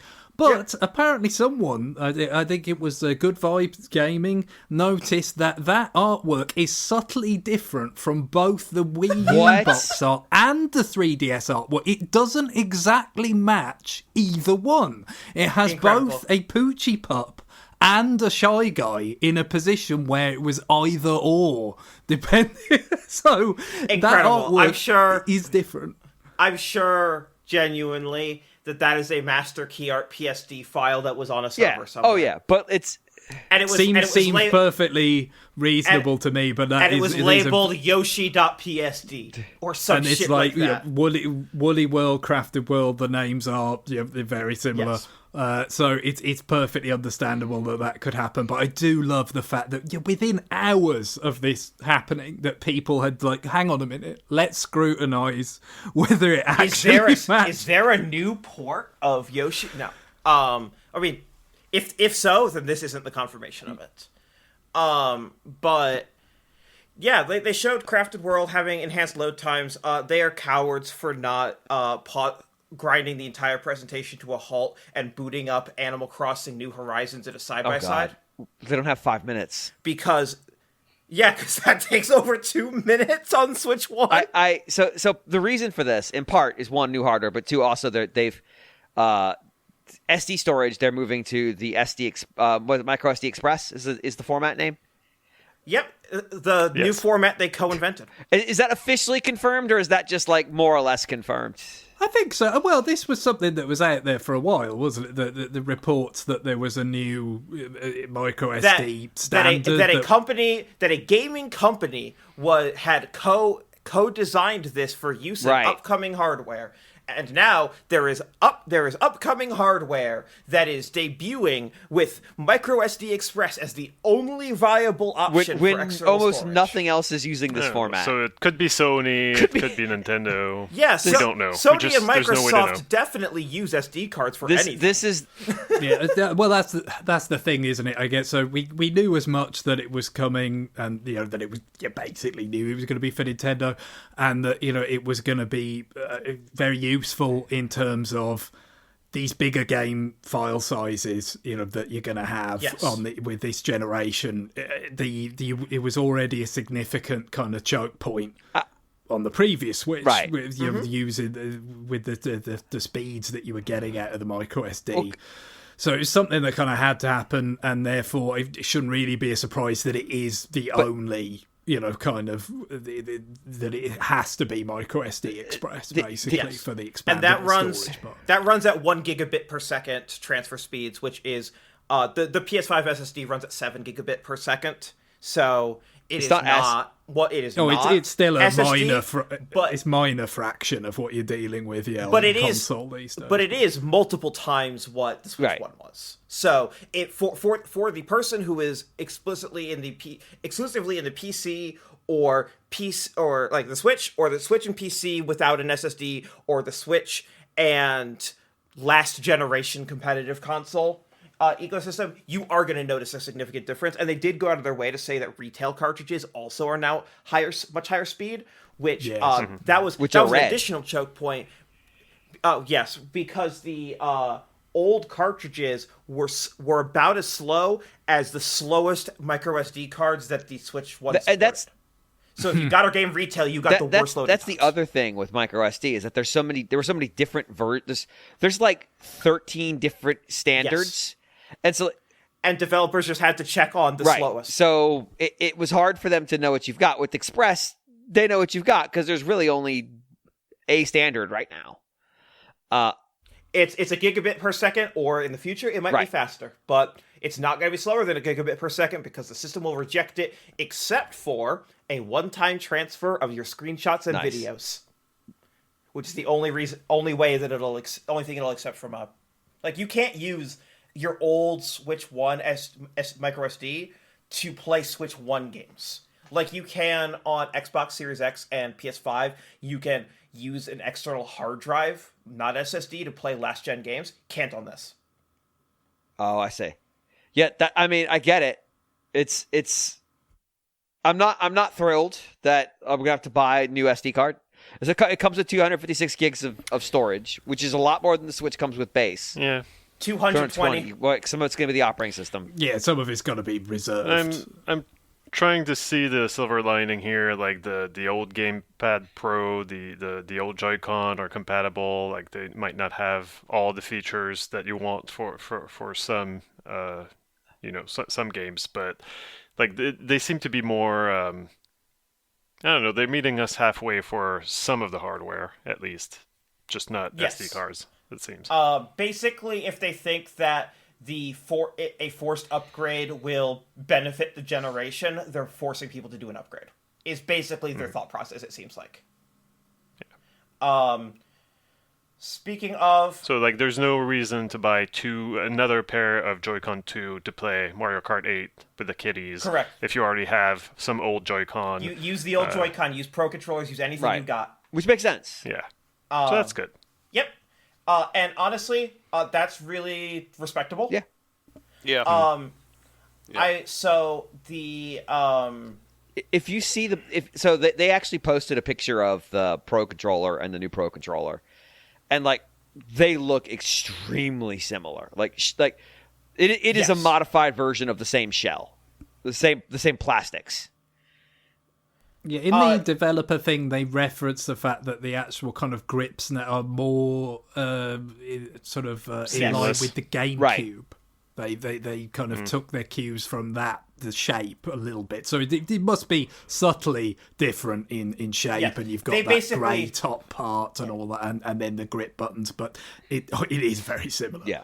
They basically said, you probably wouldn't know by looking at it, but if you feel it, you will understand that there is some differences. Like they started with the same model and then modified to make it fit what they needed. But yeah, they are they're hyper similar. The system also has I'm trying to think. It has like we mentioned, it has headphone jack in all the controllers and the system. It now has 3D audio support with headphones. Yeah. Don't have to email Nintendo your ears, but I'm gonna do it. I'm gonna do it anyway. Switch 1 and Wii U supported 5.1 channel surround sound. This does as well, but now you can have surround audio just with headphones. The HDMI spec is a 2.0, not a 2.1. Yeah, I noticed that. Which is fascinating for people who don't know the distinction. It means that you are picking between 4K or 120 frames per second, but you're not getting Right. both. You can get 1440p 120 or 4K 60 in terms of output. That is not about game performance. That is just about what the system's signal can support.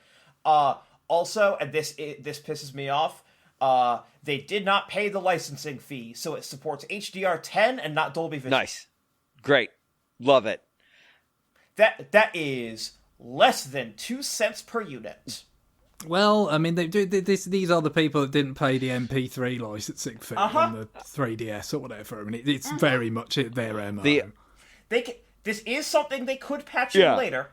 There is the spec can support Dolby Vision. For people who do not know what I'm talking about, these are two different competing formats with HDR. For people who are just assuming that I'm complaining for complaint's sake, Dolby Vision is significantly better and also way more widely supported than HDR. I love so standards like HDMI, and we'll get to games in a second, I promise. Standards on HDMI, yes, largely came into being because of this consistent churn of different video standards, and especially internationally.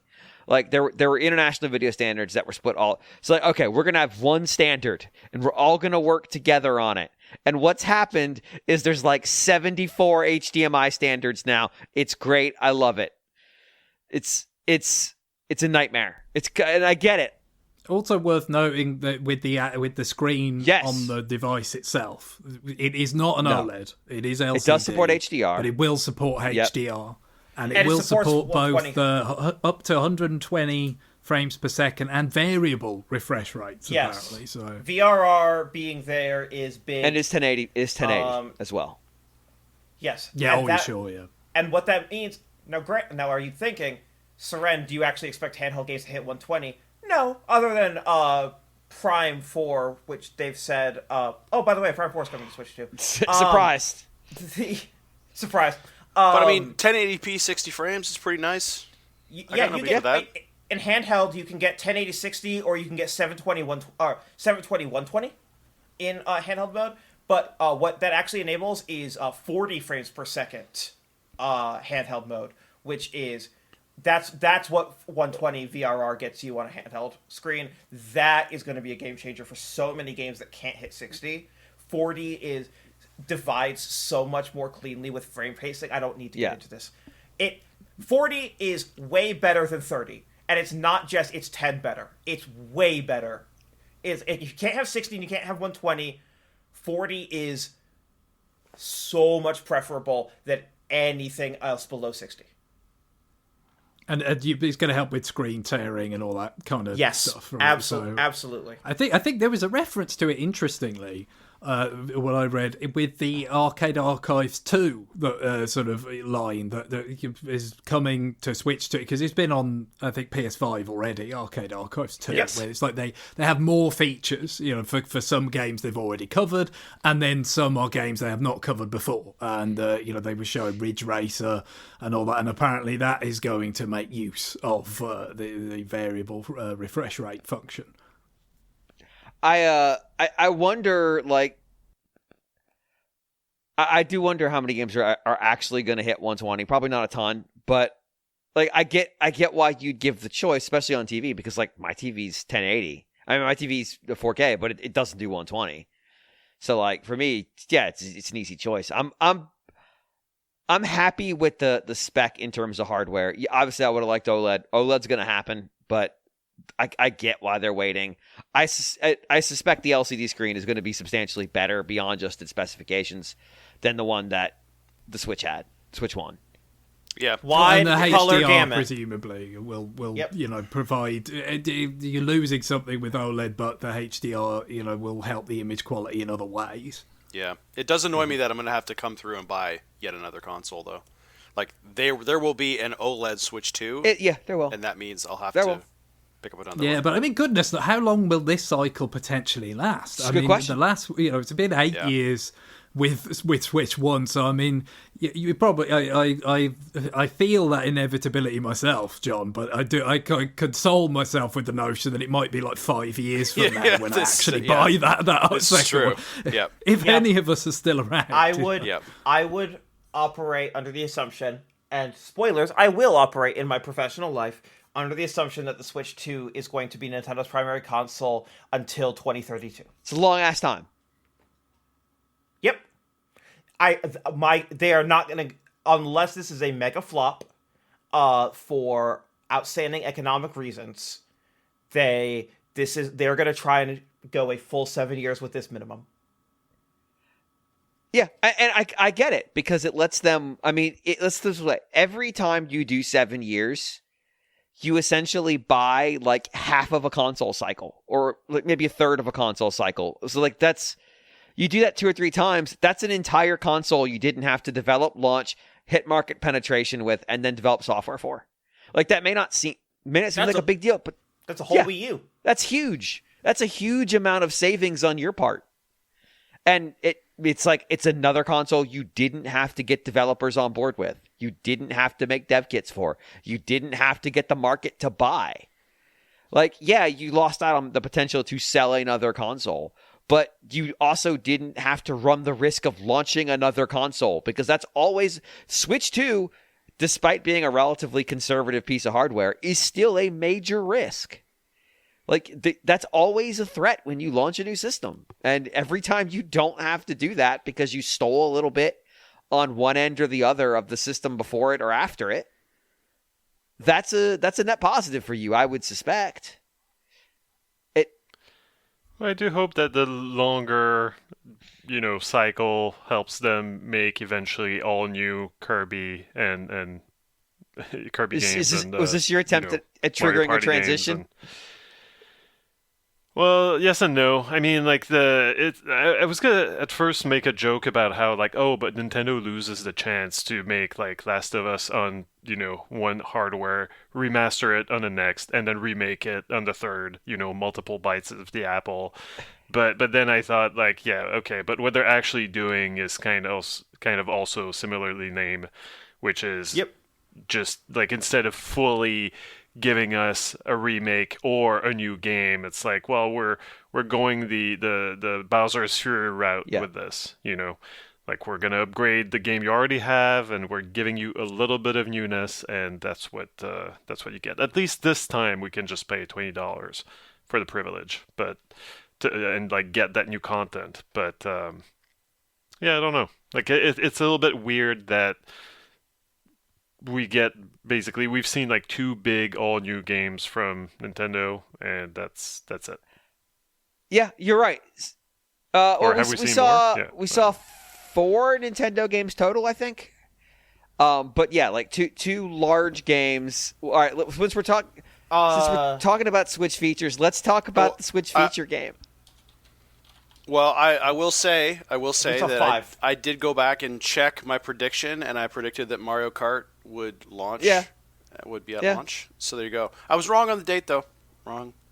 I think I said end of June. But still, I mean, look, it was even earlier, wasn't it? I mean, that was the thing. I mean, we thought that June was kind of the opening of the window for when it could launch, and it's right at the front of that window. So I mean, we all thought it'd probably be earlier than later, but it's pretty much as early as you could have even considered.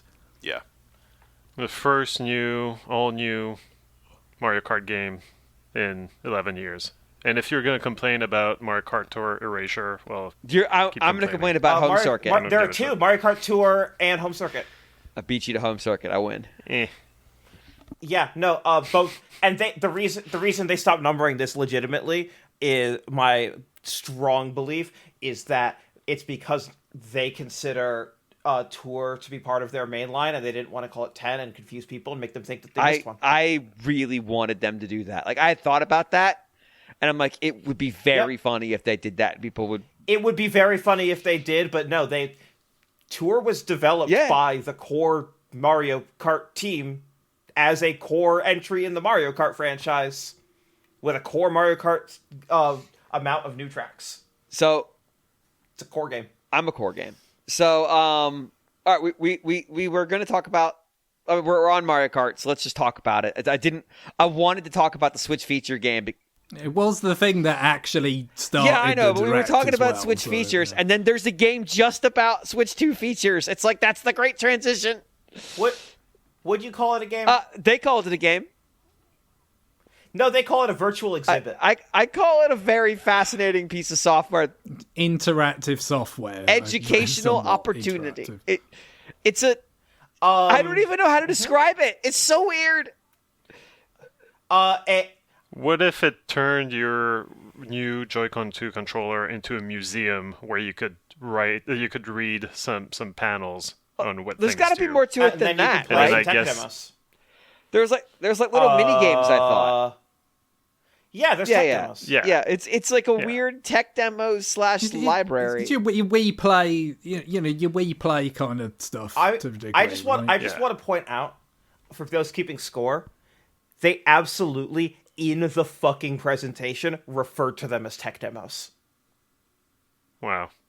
Yeah, it's a little candid, isn't it? They're more than one would imagine about this. They did not call them playable experiences, which they said playable experiences and tech demos. Yep, like refreshing, can do, arguably. Yes, but very funny. Absolutely not worth $10. But I'm excited about the prospect of not paying for that game, but watching somebody who did go, "What the fuck is this?" Yeah, Neil, I'm calling it now. Somehow I know it's going to end up being me. I've paid already almost $10 on a mini putt game with weird Switch controls. I will probably pay for this. I'm using mouse controls. Is going to be the next. I'm using tilt controls. I'm using tilt mouse controls. controls. It's too much. Mm-hmm. It was both, wasn't it? They were at pains to point out that the gyro was kind of involved as well. Yeah, it's how when you move your mouse around a physical mouse around your computer, and then you twist it, that's not detected, but it is on Switch 2. And that's what they wanted to emphasize with the. I did pick that up. Developers could do this. I did pick up that was what they were showing. Nintendo inventing exciting new ways to get carpal tunnel syndrome. I will say if we're talking about the mouse controls, it's also probably another quick hit. I know James is more mad about it than most people, but Dragon Drive, which is their wheelchair basketball game, which is a really cool concept, which they introduced, showing someone mimicking being a DJ. I want to be clear when Seren says. Initially, I was wondering what that gameplay was going to be. I want to be clear about why Seren says I'm mad about this. It's not because it's a wheelchair basketball game. It's because it's written Drag X Drive, and these motherfuckers called it Drag and Drive. That's not correct. That is functionally wrong. X. No one has ever used X to indicate and ever in history. Except for people in the Japanese language. But it's wrong. Where they do that. Then it's Xenoblade Chronicles and. No, it's Cross, right? Yeah, it's Xenoblade Cross. No. Then it's Project and Zone. These are the same people. They don't get. Well, yeah, but that is the point, right? It's because it was Sega and the Capcom and that's why I look forward to it's Sega X Atlas X. I look forward to Nintendo releasing a remake like they're doing with Bravely Default of Project and Zone and calling it that. You don't know how excited I am for Ghouls Cross Ghosts or whatever. There's already a symbol for this, you motherfuckers. Use it.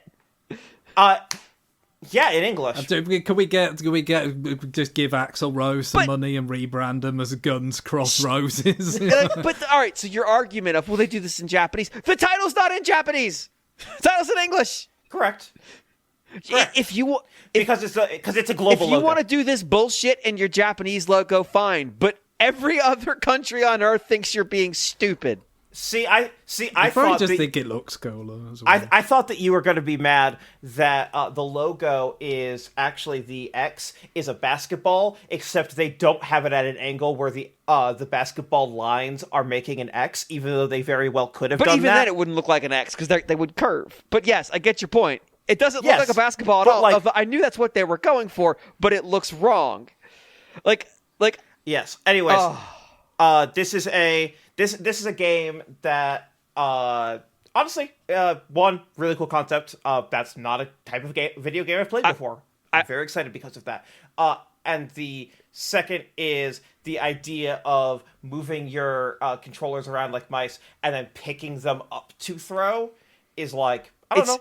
That's something you can only do with these controllers. It's going to have to... Oh, well, and of course, I think we weren't absolutely sure that both would have the mouse functionality, like both Joy-Con. I mean, the video until did now. show them both right? racing around, so we assumed, but we weren't 100% sure. Right.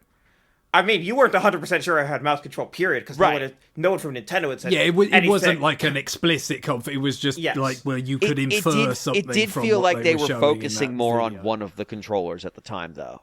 So, like... Yes. Yeah. But, yes. Yeah, I don't know. I do feel like the matches would have to be pretty short because you are having to like do the shuffle move over and over again, and that would get exhausting relatively quickly. Yes. They had a timer. Yeah.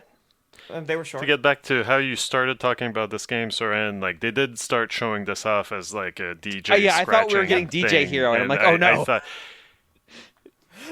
Well, like now I kind of think that someone has to make that game. It's called DJ Hero. They got our hopes up.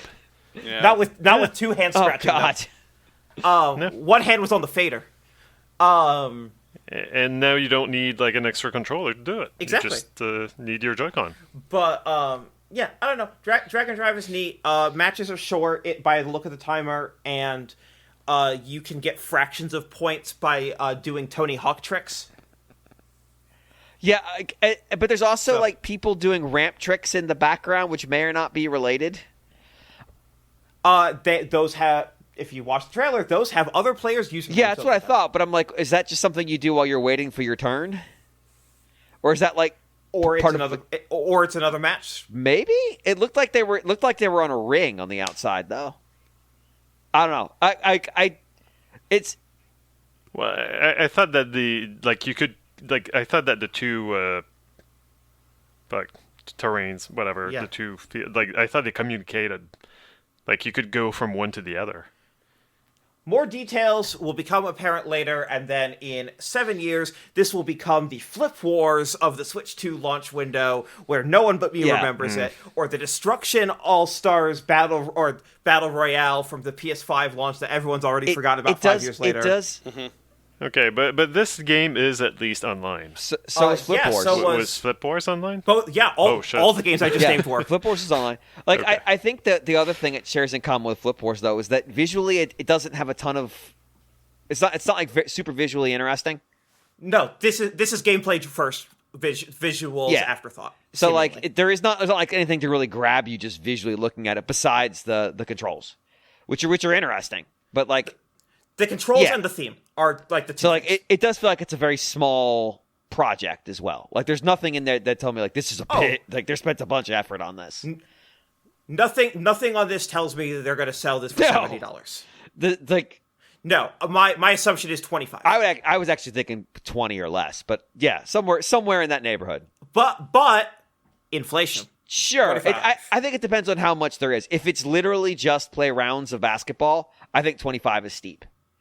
If there's more to it than that, I can see you getting there. But I think that this would be a great game to put an expansion pass. Yeah, that is a fair call. Like this is something to be like, hey, you just get it. Here it is. We don't actually expect to sell a lot of copies of this in and of themselves. Yeah, no, they won't do that, but that would be a good place for it.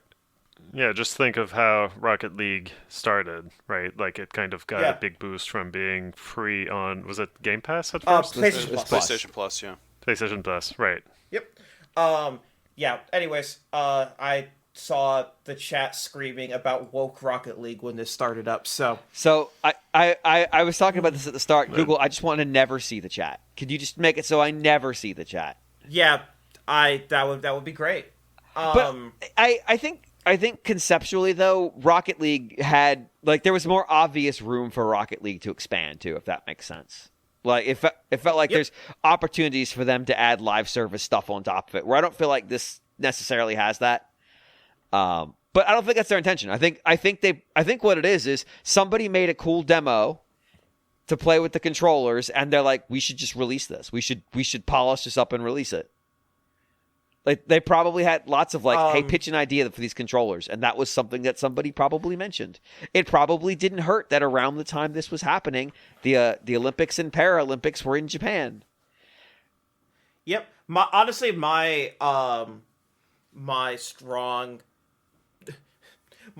assumption, not founded in anything, I promise, is that the whoever pitched this game either got in a wheelchair for a short amount of time, has been in a wheelchair for a long time, is going to be in a wheelchair for a long time, or has a family member that just got in a wheelchair.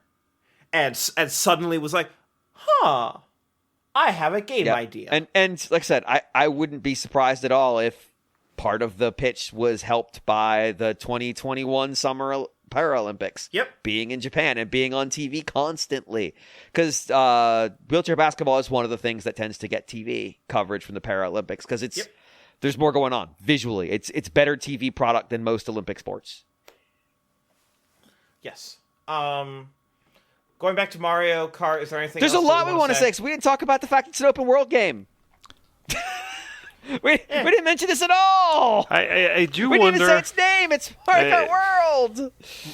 Yeah, it's Mario Kart Paradise, and I can't wait for the Obama the Obama ads to never go away because we sold in-game advertising and then never took it out. I'm actually so the way they demoed this thing is essentially all right, you run your races, but then you race to the next race. Yeah. Which sounds cool, but I wonder if that's actually really annoying. I think every single one of these is stolen directly from an EA game. Oh, it's yeah. There's funny. A lot of, this idea came from something else going on in this game, and that's fine. You don't have to be the person to iterate on it. It's just funny that they're all EA. Well, EA's not doing anything with them, so it's fine. I think it's probably just a mode, though. I want to run this long. But the question would be, how do you solve rubber banding when I might not be a lap ahead of you? I might be an entire fucking race ahead of you.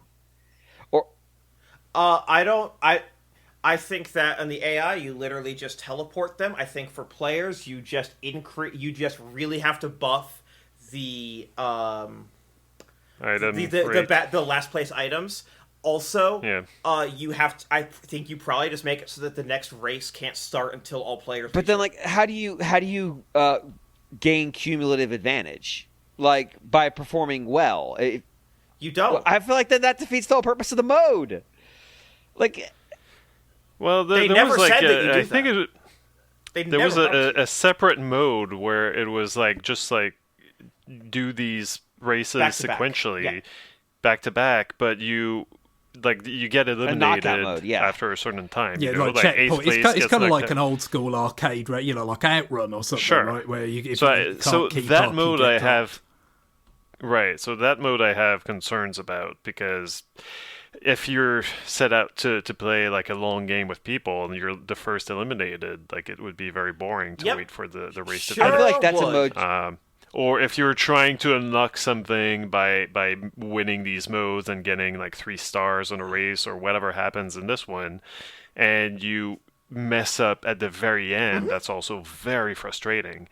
So we'll see how it actually works, but I have concerns. I think it reminds me. Do you remember in Double Dash? In Double Dash, it had the Grand Prix, a cup that was all the tracks, all 16. Yep.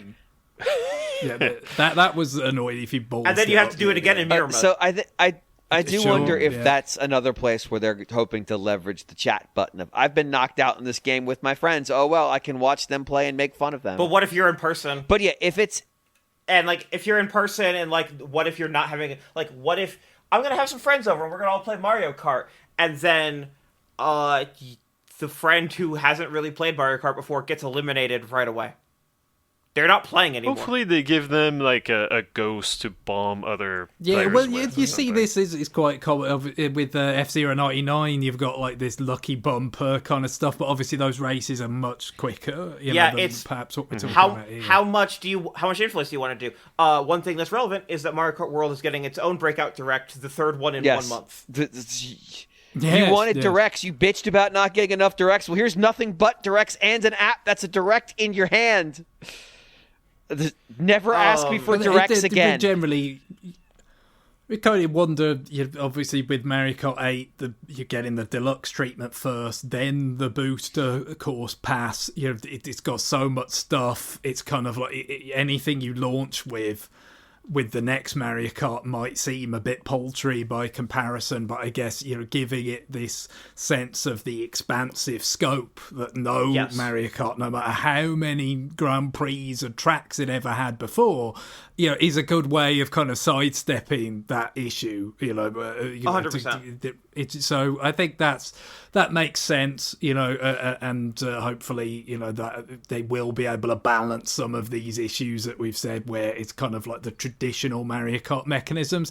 I don't know how well they hold up when you've got this more expansive kind of format or whatever, but it certainly seems like they're just throwing all sorts of things at it. You've got we saw kind of an expansion of what we've come to expect since Mario Kart 7, where you had the underwater bits and the glider bits. Well, it seems like it almost got a bit closer to the Diddy Kong racing, like actually the different vehicles almost when you're into these different conditions and you're doing tricks off the sides of walls and rail grinding like even more than before, and the cosmetics that you seemingly from the mobile game are coming into play. Like, I think we made these damn assets. Yeah, like Mario eats a burger and it changes his costume.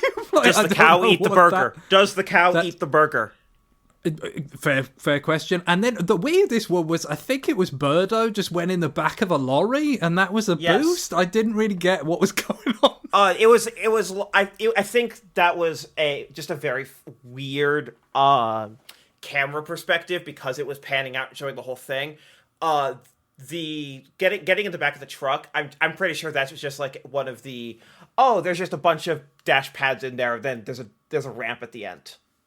I'm pretty sure it's just a tunnel, because that's the only thing that would make sense to be. I will say, 24 racers, like people had already guessed, per race, which does mean that the roster needs to be huge, which does mean that you're getting a lot of never-before-controllable little minor-ass enemies and freaks from the Mario franchise. Like the cow, as you mentioned, from the various Moo Moo stages in Mario Kart history. One of my favorites, Dry Fish. Yeah, that was the one. There's a fish skeleton. Like the fish bones, basically, yeah. Yes. There's the minor, I don't know their names. The round, red-backed, winged, like, small minor enemies from Super Mario 3D World.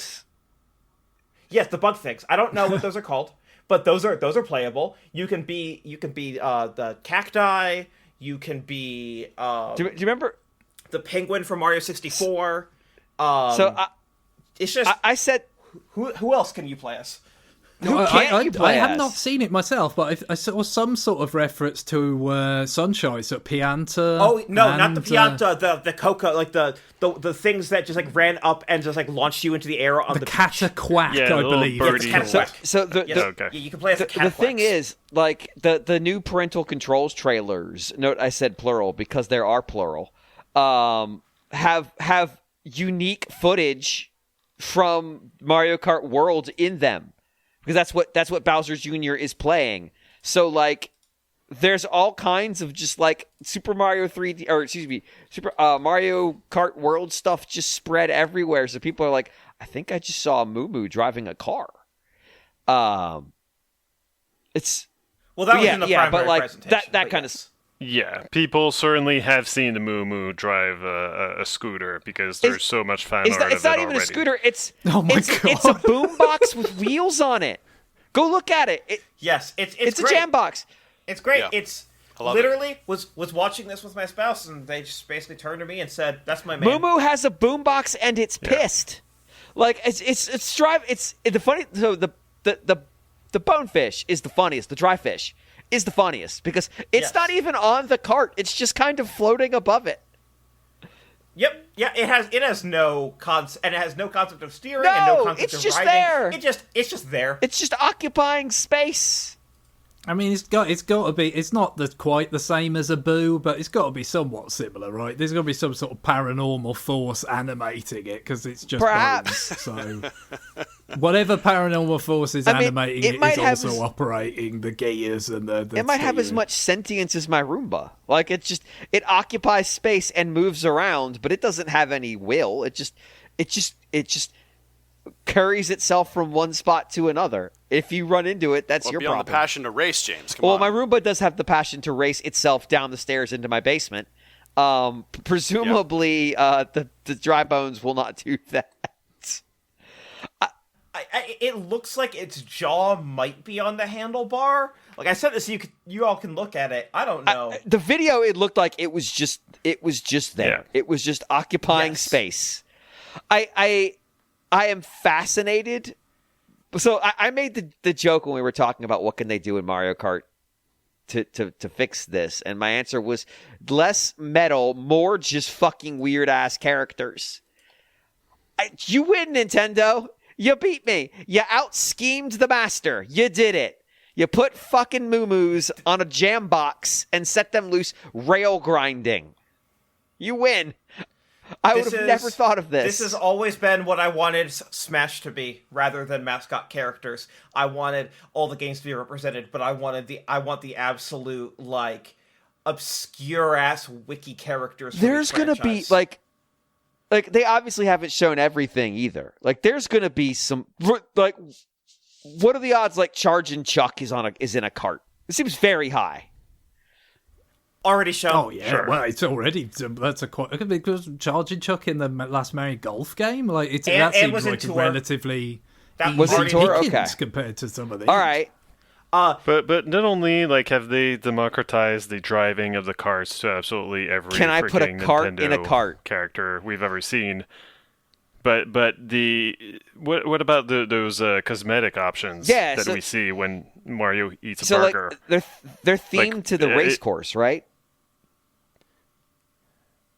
Oh, maybe. I don't know. So we're going to see, the fish bones. I want to see fish bones wearing a cowboy hat. Yes. Yes. It's the same old fish bones that it's always been. Yeah, it's got a new hat.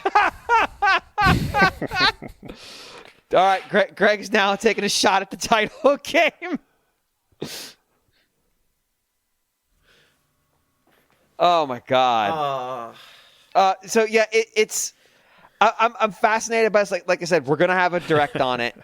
It is the launch game from Nintendo for this title or for the system. And a pack-in game. Yeah. Oh yeah, and it's part of the pack-in. Yep. The SKU for the pack-in, which we'll get to. Yes, there's. So on Nintendo's website, they are highlighting 1, 2, 3, 4, 5, 6, 7 first-party games that they showed. And Mario Kart is obviously the number 1. The number 2 is the first-party game that they closed. Yes. Which is there anything else we want to say about Kart? All right. Well, I say with that direct coming up, I mean, there's going to be more to be seen. It looks cool. I guess the biggest thing is. It's just, I think, compared to and I mean, obviously it was super, super limited, the little snippet that they showed with the first, with the system reveal but it felt kind of, I think it was quite well done the way it was like they returned to the setting of that with the Yoshi's Diner sign and then just blew it out. It was just like, that was just a little glimpse. Here's all this torrent of Mario Kart stuff. That's actually kind of similar to what Odyssey did with the Toast Arena footage. Which again, that was the one game, wasn't it, that had footage in the... That was the one new game that everyone was sure was new. Then there were Splatoon 2, where people were debating if it was Splatoon 1. Right. Yeah, I think we called that one. Though, that's different because the colors were different. It's different hair. Yeah. A clear kind of parallel there, but I to me, as somebody that certainly enjoys Mario Kart a lot, looking forward to playing a new one for the first time in a long time, as Guillaume mentioned, that's like feels like really entirely substantially new. It was pretty impressive, but there's more to see yet. So we may as well. Let's talk about the other big game they showed for Switch, Kirby Air Riders. All right, so three things. What? We're getting a Kirby Air Ride sequel. in the year of our Lord 2025, directed by Sakurai himself. And that means Nintendo's releasing 2 kart racers on this system in the same year. Yep. I'm getting deja vu. Yeah, we're sending it out to die again. Yeah, like isn't that exactly what happened in the GameCube? Except that there was like a third kart racer for some reason. I'm fascinated by this. Like, what the 2025 decision? I don't understand. The why is this happening is very clearly because Sakurai is operating on a one for me, one for you. Yeah. You can only assume it's because he wants it. That's and he did Ultimate for them, and Ultimate made them a fuck ton of money, and became the best-selling fighting game of all time. Like, so he gets what he wants. I wouldn't be surprised at all if the next Smash release is a Switch 2 edition of Ultimate. Like, I know they didn't announce it. How do you want to count how many licenses they'd have to? I know. I know. It'd be a mess. Like, I guess the question would be, if they just released a performance patch, how much would they, like... If they released if they did what Scarlet and Violet are getting, then that would not incur anything, because that is a Switch 1 binary. If you put it in a box that says Switch 2, if you put it in one of those ugly-ass red boxes... then you are going to need to have renegotiated all of the... I do wonder if the later characters they added, they might have negotiated with that in mind. Maybe, but that would be looking at their modus operandi. That game would be Super Smash Bros. Ultimate Nintendo Switch 2 edition. Name. And that is a new product. I love that name. It's so much name. But it's not even just the characters. It's the music. I know. It's everything. Spirits. It's the whole thing. It's everything. Good luck getting Disney back. No, not easily, at least. All right. So one thing about the Kirby Air Riders is that we basically just got a trailer, and it was like CG stuff. So like, it's just Kirby struggling to start his Warp Star, which I didn't know they had engine trouble. Yeah. Really, then we saw a bunch of things race past him, and that was it. That was the trailer.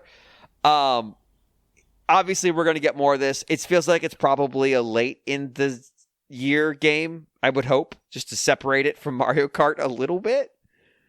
But considering how little they showed, it does feel like they're like, we'll have more time to talk about this one, so don't sweat I it. would think so. We got to see a little bit about Metroid Prime 4. We talked about that. There is a Switch 2 version. It does support mouse controls. It's still no narrowing of the release either.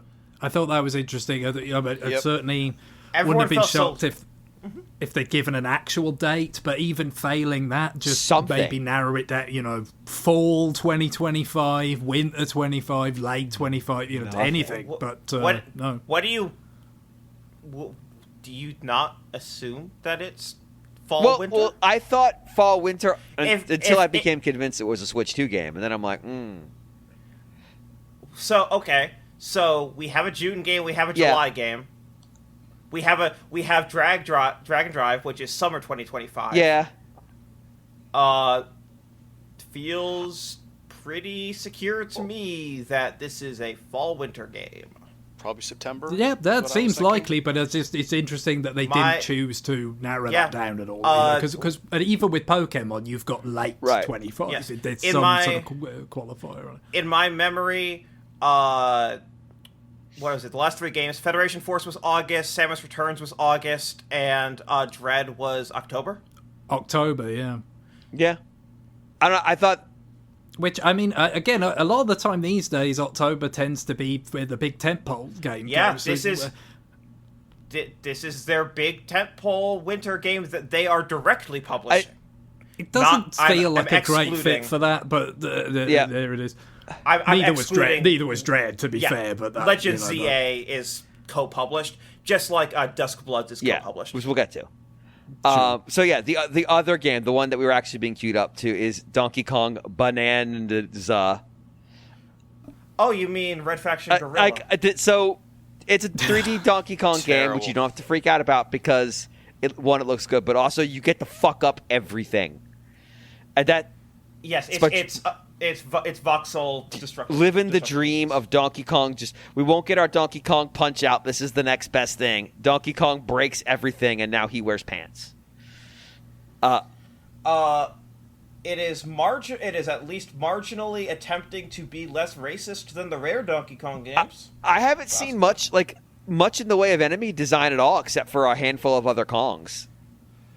There was one Kong that looked like it had inherited a little bit of Dread Kong's issues from Jungle Beat, which is one of the most racist Nintendo character designs of all time, and that comes from this team.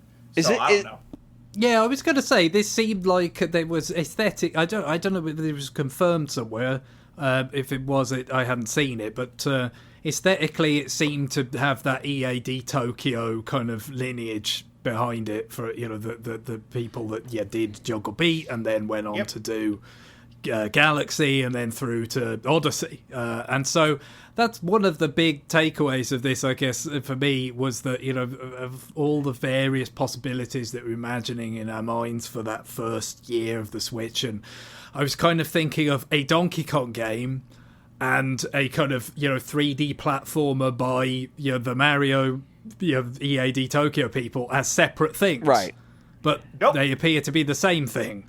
Yes. Nintendo will tell you to watch the credits at the end of the game, but this is definitely EAD.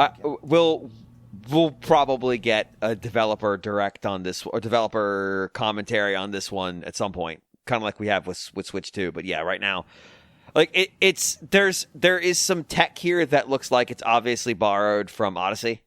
Like some of how the lighting effects are hitting on certain surfaces, it's like, oh, that is extremely Mario Odyssey. So this feels very much like them. It has the worst website, just the worst, because it's a bunch of images that scroll as you scroll the scroll bar, but they don't do like explicit scroll. They'll lock in place for a while, and words will scroll in as you scroll. So at one point, it just has the word "deeper" come up the side of the screen, which is a little unsettling. But what it's trying to say is deeper underground, and then it jumps to a picture of him underground with the words crash, crash, crash, crash. This is a very confusing website and visually upsetting. But this is a Donkey Kong 3D platformer where you just fuck up everything. The grounds, the enemies, the wall. There's at the very bottom of this website, insofar as it has a bottom, because it moves in a bunch of different directions, there's a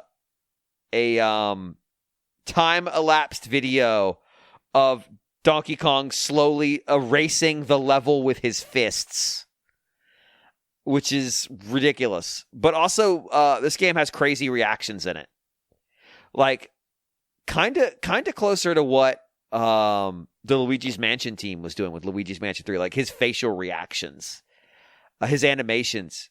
Well, again, it kind of underscores why we've got this different design or revised design. It's more expressive, for Donkey Kong, doesn't it? Because obviously the Rare, the one that was pretty much just what Rare did for DKC, it's got that kind of perma-frown kind of attitude look to it, and that's that is limiting. And I guess that was an issue for the movie in terms of having him have a range of expressions, and seems like they really wanted to have the character having this big, very emotive kind of reactions be communicated. But a bit like having the giant eyes on cell-shaded Link in Wind Waker all the way back then. Like, it's like, no, we really want this character to very clearly emote in this game, and so that's clearly why it looks like the way it does look in Mario Kart as well. Is that's what they're going with. It's good that the Donkey Kong brand can be different things. The Mario brand gets to be different things, but this Donkey Kong got locked in by DKC 1 for 20 years, it felt like. Yeah, I mean, they would go different places gameplay-wise. Obviously, we already talked, Jungle Beat is a very substantially different type of game from, the DKC games. Yeah, but the brand identity is he goes through racist jungle imagery. Yeah, it's just the scenarios, they keep kind of, the same type of places, the same type of enemies oftentimes. It just got, it's just a bit stale. And it does seem like, because this is, this is pretty much like as much of a Nintendo A team as you could possibly have on it. You would hope that they're going to just be way, way more creative, than anything that they've had with DK for a very long time. They don't have to ask permission to go in a different direction, whereas Rare probably had to, and like Retro probably had to. Well, the various things, isn't it? Like DK King of Swing and all the Tosei would have been able to. Yeah. I mean, this just that's the sort of space it's occupied for a long time, and then this is really like we're bringing it back in house. We're kind of making him look more like he did, like in the artwork for Donkey Kong for Game Boy, DK94. Like and the arcade. It feels like a bit of a homecoming. I'm sure it's still you could still see it's got allusions to DKC stuff. There's a little bit where it looks like side scrolling. You got barrel cannons, and I guess those games are too successful. And too. It's not a brand reset. No. It's not a brand reset, but it is moving in a different direction.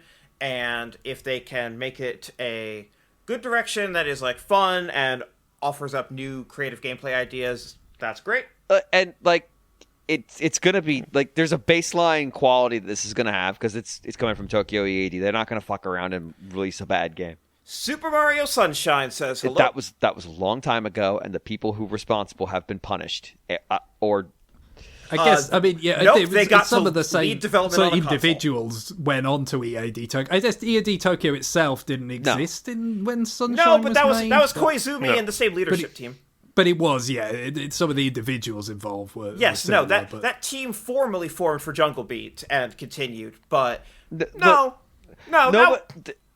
were punished because they had to play that game over and over again. They know they know their pain. But and that was confirmed for not among the initial batch of games, but that is going to be on the Switch. Yes, Classics, GameCube for Switch Classics. Section, Wind Waker is the for those who rued missing out on the anniversary collection. Can I get it with the chance? I will pay extra to have the Classics collection without that, please. I mean the tangent, but the GameCube collection might let you only have some games and not others, because otherwise every time they release a new game, that's another 1.3 gig download. Storage space.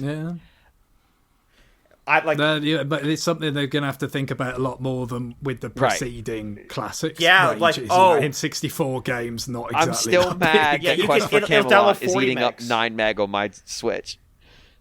Yes, but no, this has always been the issue for like Switch 1 that I was like flagging it for people. Is like, I don't think it's a processing issue per se, like it is, but it's like the bigger thing is it's actually storage. An issue with file size.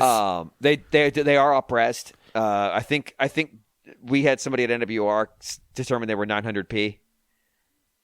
Yeah, at least Wind Waker was, because you get the bad version of Wind Waker. It seems like they're finally doing the remapping the buttons right. Yeah, and that only tells you what the buttons are, but it tells you what they do. That's a big. That is a damn big deal, actually, because I mean, some of these things, it really, especially the N64 games for expansion pack, subscribers. Yeah, they really did need. It's insulting that you still can't do that on N64. But that is the one app that needed the most. Another additional detail I've seen, I think this was on our website, is that there will be, I don't know whether it'd be exclusive to, presumably some of this would be exclusive to Switch 2, in terms of they're adding Rewind to N64. That's nice. Which it didn't have before, and they're adding the remappable buttons. Now, the Rewind, I would think maybe that couldn't be on Switch 1 because it's a processing issue, but maybe the remapping could be. I hope so, because it's just... God, I hope so. It really does need it. But yeah, going back to Bananza, that is coming out 5 weeks after Mario Kart, which is code for it's done. Yeah. No, sure. That was a little bit surprising, just how much it kind of... When I was looking at it and thinking, some of these like enemy characters, and like James said, the lighting and aesthetic is just like, this looks like it's, an EAD Tokyo. This looks like an old Mario Odyssey kind of project. I was expecting it perhaps to be October.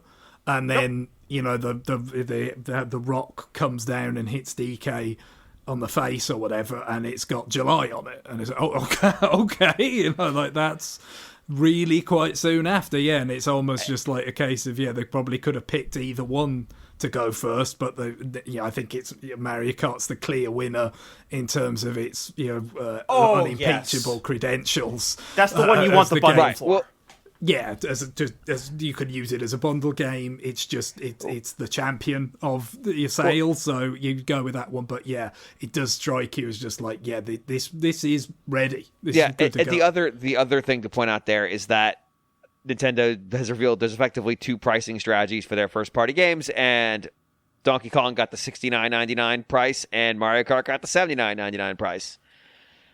Like, yep, they know, and. Yes, and if you think about the review period, the Switch 2 is going to launch, and then review codes are going to be sent out 1 week later. Pretty much. No, this game's done. It's loaded up on their eShop servers. I'm sure the cartridges are already in manufacturing.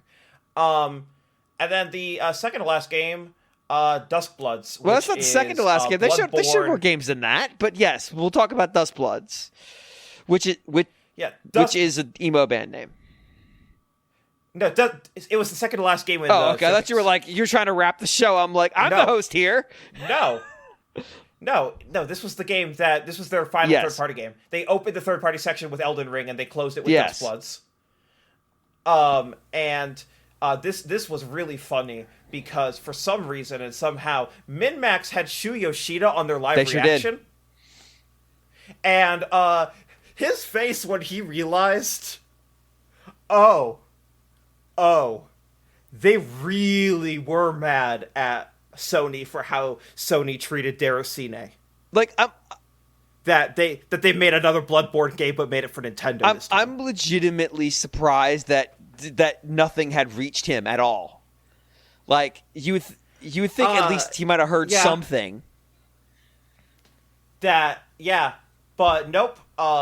In case people aren't familiar, Bloodborne was everyone probably knows what Bloodborne is. 2015, PlayStation published Souls game, directed by Miyazaki, who then went on to make Dark Souls 3, who then went on to make a PSVR exclusive published by Sony called Derocine that they never marketed, that flopped, and he holds a grudge. It is. This was definitely in the category of wait, what? Announcements, because this is. That is why I thought this was Bloodborne 2. I'm like, what is this Bloodborne 2? Like what? It is. Yeah, but they don't have the rights to the IP. Yeah, it's the Dark Souls to Demon Souls. Yes, they don't have the IP. Because Sony owns the IP, just like Sony owns the Demon Souls IP. They're very vengeful.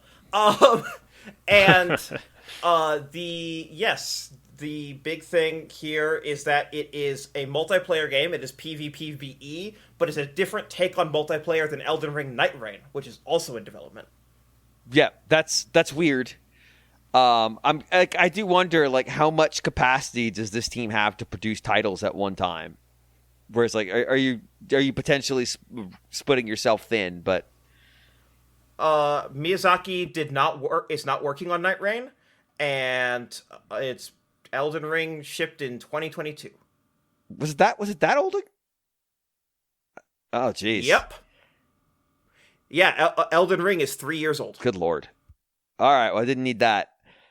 We didn't get a ton on that game, obviously. We got to see quite a bit of Elden Ring because is it the full DLC package? Yeah. All of these Batman Arkham City Armored Edition likes are including DLC. I had a giggle at things like Definitive Edition and remastered over the years, but Tainted Edition? Yeah, no, it sounds bad. That's. Was it Tainted or was it Tarnished? I'm doing the field goal good thing. It was Tarnished. But Tarnished isn't any better. Oh, sorry, Tarnished. Yeah, well, it's just as bad. That's the Tarnished is the title of the player character. I know, but it still sounds bad if you don't know that. As a general branding matter, that you don't do that. Yes, surely. No. So in terms of editions, it's Elden Ring Tarnished Edition, Yakuza 0 Director's Cut, which adds a couple cutscenes and a new beat-em-up Right. mode. Hitman World of Assassination Signature Edition. And then there's... Which is such a silly name. Oh, Cyberpunk 2077 Ultimate Edition. No one's brave enough to be remastered these days. Street Fighter 6 Years 1 through 2 Fighters Edition. And Bravely Default Flying Fairy HD Remaster. We're bringing Flying Fairy back into the branding. Nice. What if they remastered? And that is $40 and comes as a ROM-less cartridge. That's so weird. It's just a cartridge that's a key. We're back to physical DRM. So this is instead of code in a box, this is a code. This is a license that is assigned to the key, so you can give it to someone else or sell it back, but you also need to download it. You have to have the cartridge in the.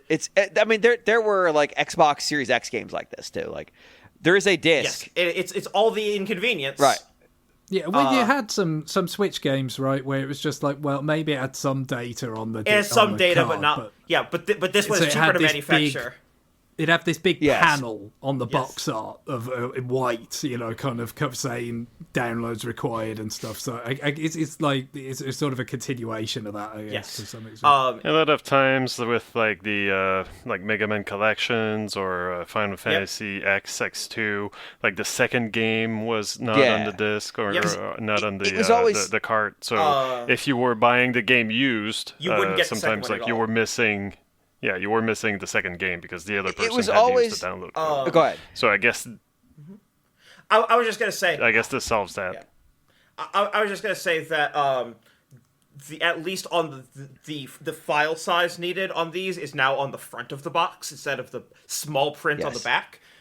Which is how we know that Bravely Default Flying Fairy HD Remaster is 11 gigs, and the Street Fighter 6 starts at 50 gigs. So what I was going to note was those games that were on the cartridge but required downloads always could do something from just the cartridge, whereas this is just straight up like, no, it is just a key. Not L.A. Noire. L.A. Noire had an exemption where it was basically just 10 megs on the cartridge. Oh, what the fuck? Meanwhile, I have a lot of negative feelings towards the studio in this game, but Cyberpunk 2077 Ultimate Edition is the whole game on a 64 gig cart. That's impressive. Which is a new cart size that wasn't. That is an impressive feat they accomplished. And that is the game and the Liberty, which is a big expansion. Like that is expansion. A lot of content. That's like a 30-hour single-player game. Let's see. I'm trying to go through what else they showed that is interesting from the. Oh wait, Nobunaga's Ambition is coming. Of course. Suddenly those NSO releases made sense. Yeah, we speculated Nobunaga's Ambition is here. It could have some connection to something that would be coming to Switch too. My speculation about maybe City of the Wolves coming, there was no sign of it here. It doesn't mean it can't be. Oh, Deltarune is launching for real, and and we talked about it. Hades 2, and that's on everything. Yeah. Deltarune is parts 1 and 2 are out now. It is free. Parts 3 and 4 will be launching on June 5th. That Deltarune will become a paid application, and if you have 1 and 2 free, you're going to need to pay to get 3 and 4, and that's on Switch 1, Switch 2, PS4, PS5, Xbox. And we talked about everything. it. Survival Kids was the game that got blown up by the stream buffering. Yeah, no kidding. But it's a remake of the Game Boy Color game, right? Yes. No. Okay. Survival Kids is a fast-paced and accessible online co-op survival game with 4 players. Up to 4 players become stranded on a series we have of a unique mistake islands. in the NWR article. Then I will see to that. I do not think Civ it's a 7 remake. obviously is coming to Switch 2. No. Because it's everywhere. Yes. It makes sense. With mouse input. Yeah. This time. Yeah. It's kind of custom built for it. I need to figure out a mouse situation in my house. Yeah, that's rough. Etsy sells a lot of cushioned I have trays. I have like a for tray your that I laptop. could use. It's just a pain in the ass to carry around. I will say that if we're in a new system port begging, this would be perfect on blank era for the next few weeks. Final Fantasy XIV having Yeah, analog I stick was and actually mouse shocked that controls. didn't get announced when they announced 7 Integrate. I was like, okay, 14 then, right? Yeah, it would make a lot of Nope. sense. Yep. I think that 14 is going to take a little bit more time, especially because they're like in the middle of a patch cycle right now. Like, it'll come when it comes. I'm confident Yeah. it will come to this system because it's still running on PS4 even. But that feels like a custom So- controls game. It's the best of both worlds.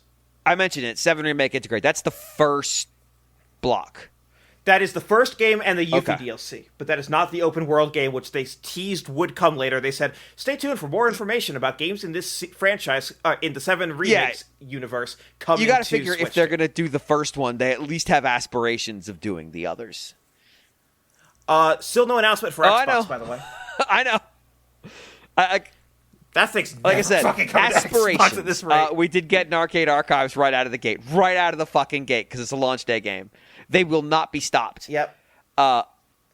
Shinen continues to be buddy-buddy with someone at NOE in a world where no tiny team has dev kits right now, or at least enough dev kits to get into one of these Fast Fusion. presentations, unless you are Toby Folks.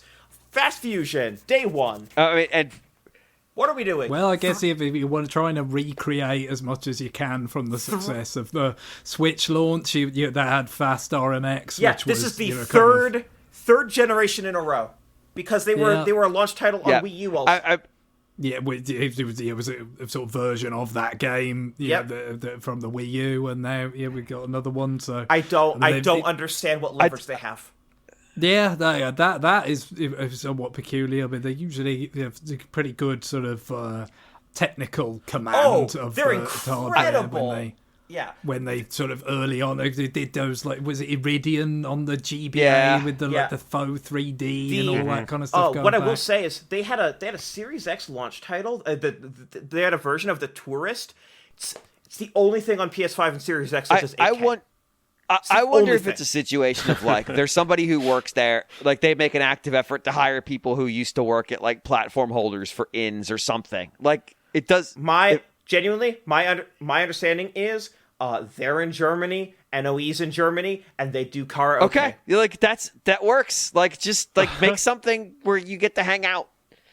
I mean, like Yep. Also, go ahead. Hitman World of Assassination has a very ill-advised Luigi-themed Yeah, it pre-order sure does. bonus. And there are healthcare CEOs as targets in that game. Oof, that's gonna be an issue.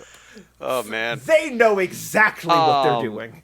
They also And they know mentioned their audience. that the GoldenEye game that IO Interactive is developing is Or excuse me, not 007.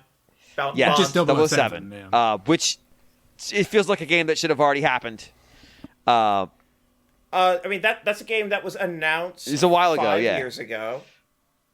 4 years ago, excuse me, right after 3 shipped. That was January 2021. They still can't give They us can't even an give us actual screenshots. title. Like, it's- Project 007. Okay, Come on. To their defense, and this is just a little bit. One, games take a long Sure. time, and this is only been 4 years. Two, this is the big one. The rights holder of that franchise just It sure did. dramatically changed hands. Welcome to Amazon, your new boss. Amazon MGM logo at the end of Yeah. that teaser. Like, I want to underscore that they are probably running presentations for executive teams at Jeff Amazon Bezos these days. has seen this game. Just think about that. So this is Yeah. big, ambitious, open licensed game that just changed license holders. It's been in development for 4 We years. talked. We talked Give 'em another about year. the new Warriors game, right? No. All right. Yeah. no, So we there's a didn't. new Warriors game, surprising absolutely nobody. No.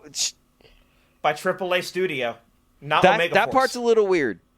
That Nintendo introduced Nintendo said a new game in collaboration with it. Went, the Warriors game, cool. Here we go. And like I couldn't even get the phrase the Warriors game into the NWR Discord before the font popped, and I realized they're doing what we said they shouldn't do and are making the Warriors related title to Tears of the Kingdom. This one is Well, but I mean, the thing, I mean, what they should do, is one thing. But I mean, the Age of Calamity, it was like very, very. Oh yeah, no, like I'm not talking about from a commercial standpoint. I'm talking about from the standpoint of like, we're going to introduce more cannons into this one little space. But well, and then next year, go ahead. Sorry, sure, yeah. No. I just wanted to say on the canonicity, or if that's an appropriate term, of this, it sort of seemed to try to suggest that it was actually canonical when it says, well, this is the events that lead up to. On the website, they literally say that explicitly, that it is canonical. Yeah, so, it's not quite what we were talking about in terms of, here's another what-if scenario, here's another alternate timeline. More time travel bullshit. I love it. Now, whether one will play it and think, yes, this is clearly what everyone had in mind from the very beginning, and it fits together exquisitely. Absolutely not. No way. Yeah. And to be honest, it might be less fun if that's true fair. as well. It'd be probably more fun if it had silly what-if elements. This is officially the sequel to a game that makes no sense in the world when its predecessor exists. And now we're getting the prequel to the game that already effectively has a prequel, but it's the prequel to that prequel that doesn't fit into the canon of its own prequel. It's insane. You're right, there's no timeline. There never was. I'm sure in a year we'll get Fire Emblem Engage Warriors, and we'll move on from there. Speaking of Koei Tecmo, we already mentioned this a little bit. This is the thing that a lot of companies do. They work on one key project to secure early dev kits, and then they immediately turn to all their teams and say, "What can you make us in as little time as possible?" So we not only get Nobunaga's Ambition Awakening Complete Edition, Nintendo Switch 2 Edition, that's which is the full name. We also, I guess, EA gave them back the rights to Wild Hearts. Why? So we have Wild Hearts S. Because that thing was a gigaflop for EA. Yeah. It's not bad. It's not bad. I'm playing around with it right now. It is on PC. Yeah. Well, I mean, most things are. Monster Hunter Wilds is terrible on PC. The PC version of Wild Hearts S is worse than the PC version of Jedi Survivor. This. Yeah, man, I don't understand that whole thing with PC performance. It's crazy to me. That's a topic for another podcast. Yeah. I can tell you the answer, but that's a whole other thing. Wild Hearts is like, we can get Wild Hearts running on this thing. Cool. Yeah. So this is Wild Hearts S. Technically, that's what it's called. No indication of what the S means other than Switch. Yeah. And then, speaking of S, for some reason, Puyo Puyo Tetris 2S. Well, again, though, isn't that just something that the Puyo Puyo versus Tetris? That was like that was Switch 1 launch, and that was the first. That was the first English release of that, and that was a big deal. And then they made. Then we got the sequel, which fundamentally changed nothing other than the story mode, and no one should play the story mode of these games because they're terrible. And then here we are with Puyo Puyo Tetris 2S, which is that game. And my only thing is like, what the fuck could possibly be different? There was nothing different between Puyo Puyo They've Tetris added and its more sequel. story. What could possibly be different between 2 and 2S? Maybe this one has mouse controls. The S stands. I also like. I like it that some brave soul went, you know what? Another thing that always happens early on in new hardware is people have subtitles that are based on the name of the hardware, right? Your dual strikes and all that kind of thing. Yeah. And so they were, what about 2S instead of S2? So the thing is, in Japan, where Puyo Puyo Tetris had already been out for a few years before the Switch release was called Puyo Puyo Tetris S. God damn it! All right. And so now that we've had Puyo Puyo Tetris for a while, because there was like 3 or 4 years that it was unlocalized until the Switch came out, the fuck is happening with not. I should just email some people at Sega. Like, and so try you're and find out you're the trying answer. to I bet I get can find out logic the and answer. reason out of the actions of Sega. And this is a futile effort that I do Yes. not encourage. And like, you give Marvelous a dev kit for whatever reason because you made a mistake, and then suddenly you immediately get Story of Seasons and And you get Damon X Machina. It's back. Yeah, that's the reason. That's the reason you give them a dev kit, and then suddenly they're like, "Hey, all of our games are coming to Switch too." There's a Damon X Machina sequel. yeah, I can't. Oh my god! All right, I thought of you. the most disappointing game that I've reviewed in a while. Yes. No, what do you mean a while? That was 4 years ago. Well, at that point, it had been a while. Oh yes. Also, I'm sorry. That was actually 6 years ago. When I said 4. But yeah, I don't know. Those are broadly speaking the games. They Madden. I think in Japan, FIFA. I think the Japanese presentation had a few differences, including the sort of, I think at the end of last year, East 10 Nordics had a sort of fancy another one of those edition games announced, and that they had kind of already said it. I think, like they said that it was coming to they had platform. basically said it without saying it. So, surprising no one, that future platform is this. Did they mention if the remake of Sky? No. It's gotta be, right? So, actually, I don't know, because the only platforms for that game are PC, currently announced, PC, Switch 1, PS5, not PS4. So, I have no idea. I feel like that would be a good choice. That might be a strong decision. It would be a good choice, but Falcom is like I know. 50 people. And they put out a game a year. They have effectively no staff for the output that they produce. I get that.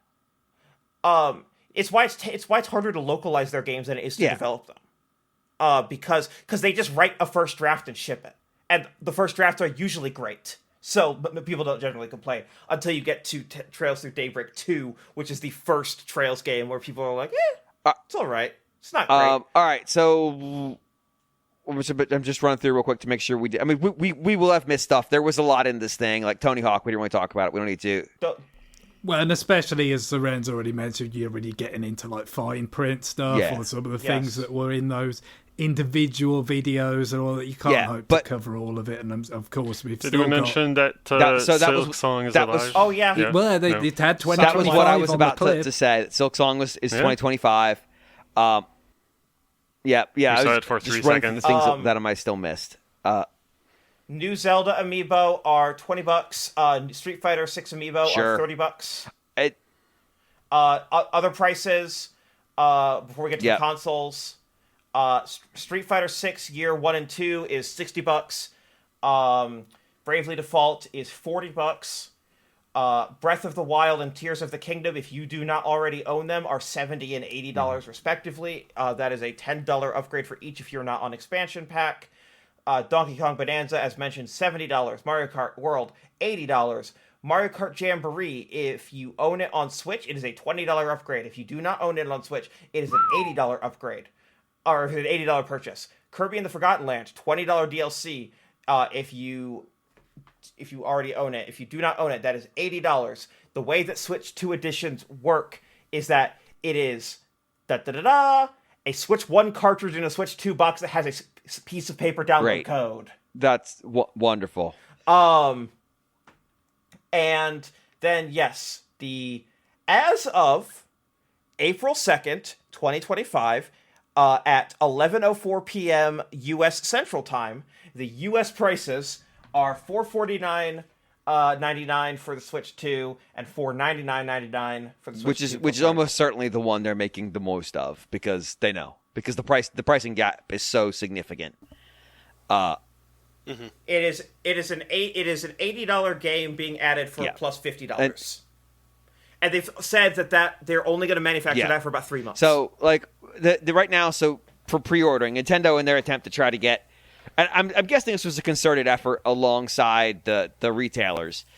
Pretty much all the retailers are not taking pre-orders right now. They've instead asked you to sign up for an email thing. Nintendo's is based on a bunch of metrics that they have on Nintendo Switch Online membership, hours played. There was a third one. I can't remember what it was. You have to be the primary account and a family account.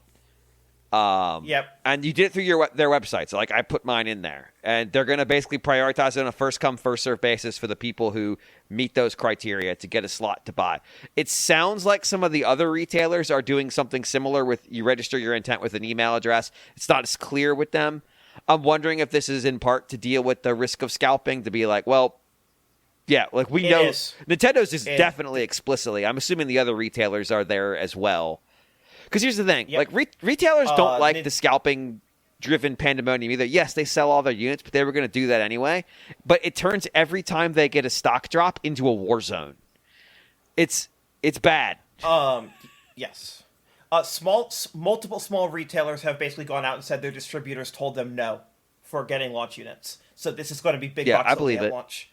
This actually is not terribly dissimilar from the strategy right now that they're using for the current Pokemon card Nightmare Rush. Oh my god, the Pokemon card! That's that's a very similar strategy. We can work with the big retailers because they're big enough that they will meet us halfway on trying to keep this from being a nightmare. But mom and pop shop that we were going to send 4 units to. Yeah, we can't give them enough stock to make it worth their time. And so we're just not gonna. It'll be interesting to see how this works out. If this tamps the black market down a little bit, not black market, the gray market, really.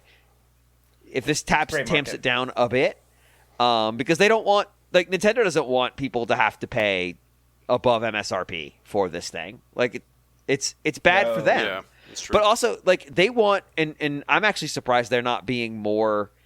The fact it's first come, first serve. I'm surprised they're not actually saying, like, hey, we're actually going to look at metrics on your usage and prioritize people with the highest metrics. Because from their standpoint, think of it this way.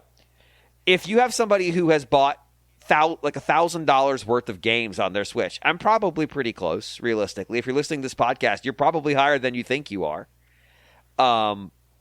That's the person they would want to put a Switch 2 in the hands of, because that means that person is most likely to buy Switch 2 product, Switch 2 games from them. Somebody who's only bought a couple games, maybe they have racked up 50 hours, which is the metric they've arbitrarily landed on. But maybe they don't buy a lot of games. Maybe they're playing fucking Fortnite just over and over again, or Minecraft. Like, there is like a metric of, is they actually going to make money off this person in a way that is desirable to them? Hard to say. Seren mentioned the U.S. prices. We can go through the regional prices. Greg, what was the UK price? So yeah, $3.95 is the price in pounds for the system without Mario Kart, which is basically when we did the predictions. That's what I was expecting. I said around 400, and then it then comes out at about 430. For the bundle with Mario Kart, so you're kind of getting Mario Kart for 35 quid instead of, I'm not exactly sure what they're charging for Mario Kart World by itself, but it's probably quite a lot. I'm going to get a lot more than 35. I saw it earlier today. The Europe and UK pricing is basically for digital. It's 80, and for physical, it's 90. The price. Europe has a price discrepancy between digital and physical. This is because officially Nintendo can't say this is the retail price in Europe, because the retailers are allowed to charge whatever they want. But it does kind of seem like we've got a little bit of a break here from past practices, because what tended to happen was in the past is, okay, here's Nintendo will sell a game on the eShop for £50, but basically a lot of the retailers will sell it for significantly less than that on launch day, right? Because you said you got the rules of gets price fixing essentially and whatnot. So it seems like now they're actually kind of moving the goalposts a bit in terms of, like, no, we are going to kind of charge it digitally under what the retailer, the sort of broad guideline that the retailers are given, presumably because in practice the retailers are going to sell it under that anyway. So it's probably going to end up being closer to by raising the wholesale price. Yeah, it's going to be Yeah. closer Closing to the parity between the two than it was before. But of course, before you had vouchers that did that, which we don't. This is anymore. why So, the like, vouchers don't work. In case people hadn't figured that out. Exactly. Again, $80 Mario Kart. They've that was one way of like attacking that problem of closing that gap. I and could now we have a absolutely see different Switch 2 vouchers being a thing, but they will be significantly more expensive than Switch vouchers. Oh, you'd probably be at like 150 for 2 games. Yeah, that was kind of what my thought was, because it's basically like saving you $20. So Greg, it's the digital price is $66.99 for Mario Kart World and $58.99 for Donkey Kong. In pounds. In yeah, pounds, so yeah, yes. you've got the same disparity between an equivalent one as what we've mentioned with those two games in the other markets. But yeah, again, clear saving if you buy in the Mario Kart World. Bundle. Yes. Also, If you want Mario Kart and you get the system at launch, also get the bundle. It's you would be far and you away would be a best terrible value. decision not to. Also, this is where did they show them in the video the Joy-Con 2 wheels? They did not show it in the video. That is a website. They showed it on the gift. website. It's bizarre. They're still making fucking wheels for this thing. Congratulations. Yeah. I got a kick out of that. I was like, yes, the Gil, wheels. what was the Canadian? Man, I still have my Wii wheels around. Gil, what was the Canadian price for the Switch launch? Switch 2 launch? $630 without and $699 with the bundle. I mean, like I'm probably I haven't seen the pricing for games yet, but I think we're staring at like 110. I saw someone say I take this with a grain of salt. I saw someone say 95. It's that's is much that better the than lower I- price or the higher price? Yeah, okay. But like for Mario That Kart, was That for could be Donkey Donkey Kong. Kong. So That then was yeah, for like Donkey Kong. 95 and 100 and right?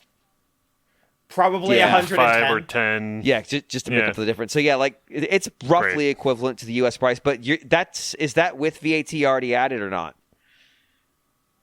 I don't know. The Canadian prices include the sales tax already or not? Okay. All right. No, it doesn't. So yeah, you it's add basically the it's basically 15% the on U.S. top. price then Yeah, if you most convert places. it. The UK prices Yes. are Yeah. always inclusive of the tax. Yes. Ours, U.S. and Canada do not list the sales tax. Yeah. You So figure yeah, that it's like out after. if you do the math, it's roughly the equivalent price to the U.S. price for the system. So yeah, if you include taxes in there, they end up being the same. UK price is a little bit more expensive, but it's already got a tax factored in. The Japanese price, however, is significantly lower if you want one that only does the Japanese language. Yes, because they, in an anti-scalper move, are showing you what the system actually costs if tariffs are not impacted. And we have an email in our inbox to deal with tariffs. I don't want to handle that today. We will deal with it. I'm cautioning everybody right now. Take a breather. Wait on it, because there's a lot of politicking going on this right now. Give it. Like things have already changed like 4 times. They're gonna change again. The people who are saying loudly that they have control over tariffs don't have control over tariffs unilaterally. Correct. That's not how the U.S. works. So take a breather. There is already effectively a palace coup happening on some of this. So like, just chill out. Take a breather, let it happen. They aren't going into effect today. There were runs around auto parts that went into effect today, but that's not relevant to this conversation. Again, we will have a larger conversation on this. I don't want to bog down this episode with it. We're too busy talking about the QA practices for backwards compatibility games. Much more important. It's just like, I don't want to bog this. Oh, I already did that earlier today. My mistake. I do think, so I was at the Nintendo UK site because I was trying to get into prices. I do want to let Nintendo UK, it's all right to make a new version of your website from the Wii era. You can replace it. It's fine. No, Oh my god, I hate the it's the same. UK It's been like this since the Wii launch. It's insane. Make a new one. It's built so for 4.3. frustrating. It's great. I love it. So they basically crammed Yeah, that it's- Donkey Kong page that I was talking about into this website. It's so Fuck. bad. I love it. Greg, how do you handle that being It's your bad. primary Nintendo? I don't understand how they public haven't fixed website? it. Like, I don't understand how they haven't fixed it. But anyway, you're not here to hear reviews of websites either. You're here to hear how much the Nintendo Switch 2 dock weighs, which is approximately 383 grams, or 0.83 pounds. Nintendo gives us the most useless features. Yes. By the way, nowhere in any of their documentation or videos did they promise that the fan would be it has quiet. a fan built in, and they were very excited to tell you about the fan, but that's it.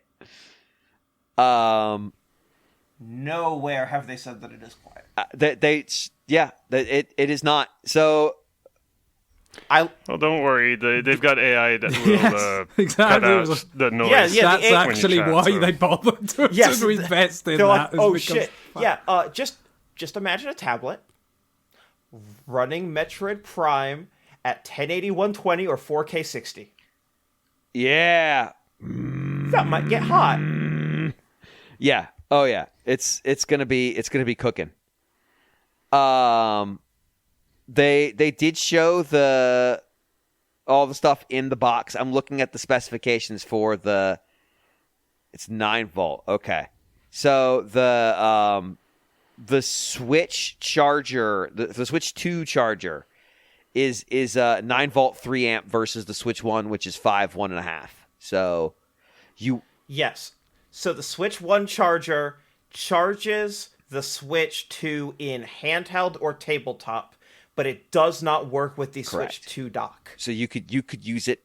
You can use it for something else, or you can use it for that. Like I actually use it on my laptop because it does a good job with my laptop.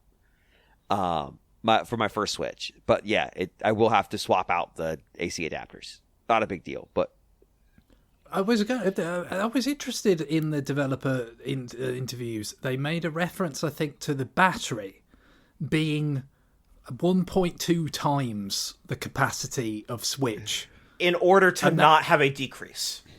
Yes, so I'm still a bit like, given some of the demands that the software may place on it, because you're already with Switch, more demanding games. Xenoblade run destroys the battery that faster,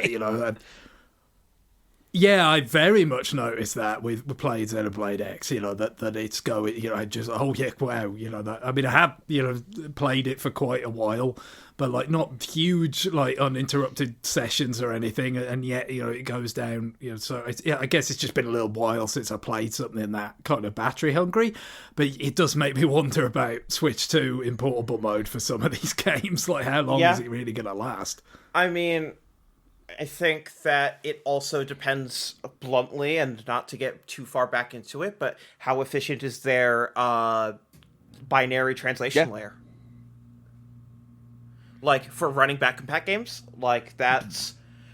I will say Xenoblade Chronicles X, I'm actually very surprised is not getting a so was native, I. Like, I'm shocked. Just not because... Like, I mean, the frame rate is not perfect. I'm not saying it's a bad frame rate, but it's not perfect. But what I will say is that game got every last ounce of power out of the Wii U, and the Switch is not that much more powerful than the Wii U, which is why it's a battery drain. Yeah. Oh yeah. And it's doing its best. You would think that you wouldn't want to. You would think that you wouldn't want a game that is at the high end of taxing the Switch to be running through a translation layer if you can help it. But because that's gonna hit the only thing I thought is, would they maybe not mention it because that game just came out and they don't want people to go, well, I'll just wait for the Switch 2 edition. Yeah, there's a certain sensitivity around that, I suppose. For sure, they have 2 months to talk about it. If any studio is willing to just patch a game 2 months later for a random reason, it's Monolith. And it's not like they don't have access to the hardware. No. I wouldn't be surprised if they were involved in developing the hardware. They said that they talked in the development review. They talked to their internal studios a lot. I wonder which studios. I'm guessing Mario Kart Team, EAD Tokyo, Retro, the one and that Monolith. Seems to have their name in every Nintendo credit. Yeah, I bet they had some conversations. Yep. I would guess those 4 exactly. The 3 that are shipping launch window games that are big prestige studios, and Yeah, guess the one who probably touched all of those games. Yeah, the one that's going to be in all of their credits. There were a bunch of omissions, franchises that I thought for sure we were going to see, or developers thought we were going to share. I assume we're going to get another direct before, maybe sometime in the summer, of just like here's some stuff that's later in the year. Of course, around about launch, you're going to get a post-launch one. Yeah, you're probably going to get one like a couple weeks before launch, and then one in like because like September, they didn't carpet bomb. Here's all the things we're going to put out. It was like here's a handful of things. Well, they're probably a bit less under pressure to do that than they've been in certain past circumstances. I mean, you obviously think of that famous Wii U Direct where they literally showed everything they had, because they were in deep, deep trouble. Obviously, this hasn't come out yet, but they're probably a lot more confident in its prospects. So certainly, just to sell what they're actually going to have out there to sell. I mean, that seems pretty much you could take that as given that they'll be able to sell those units. The other thing, I guess, is we're now in this Nintendo Today era. I mean, I feels like it's just they're going to embrace the drip feed even more than ever. You know what I mean? That it isn't just about your big directs anymore. It isn't about they will of course still have these presentations that have a bunch of stuff collected together, and it gives it this bigger reach and everything. But I would imagine as well, that they're going to leverage this app to do this drip feed stuff even more. So there's going to be so many, as Seren already said, like you probably have more big direct type broadcasts, but then you put in what they're going to be putting on the app as well. I guess it's like, if they do get around to Smash Brothers, they can pretty much just do the Smash Dojo from Brawl again. As we were told, you could have watched the direct from the app, and there was no buffering.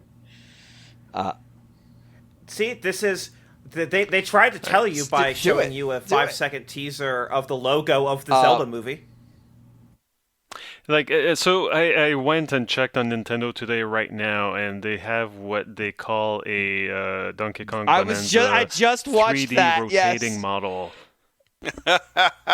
What the fuck? So it's just DK going to with his block, buddy. a cube of He's got a little what looks buddy like with him. rock or metal, and he and he punches it, destroys it, and then you see like the particles, like you see the rotating model, like basically it's a bullet time, so the camera rotates around. This is just a debug I thought it was and you see that the particles are shaped into little banana bunches. This is just, I'm looking at this. This is just a fucking debug. It's either that or there's like a photo mode in the game when you pause it.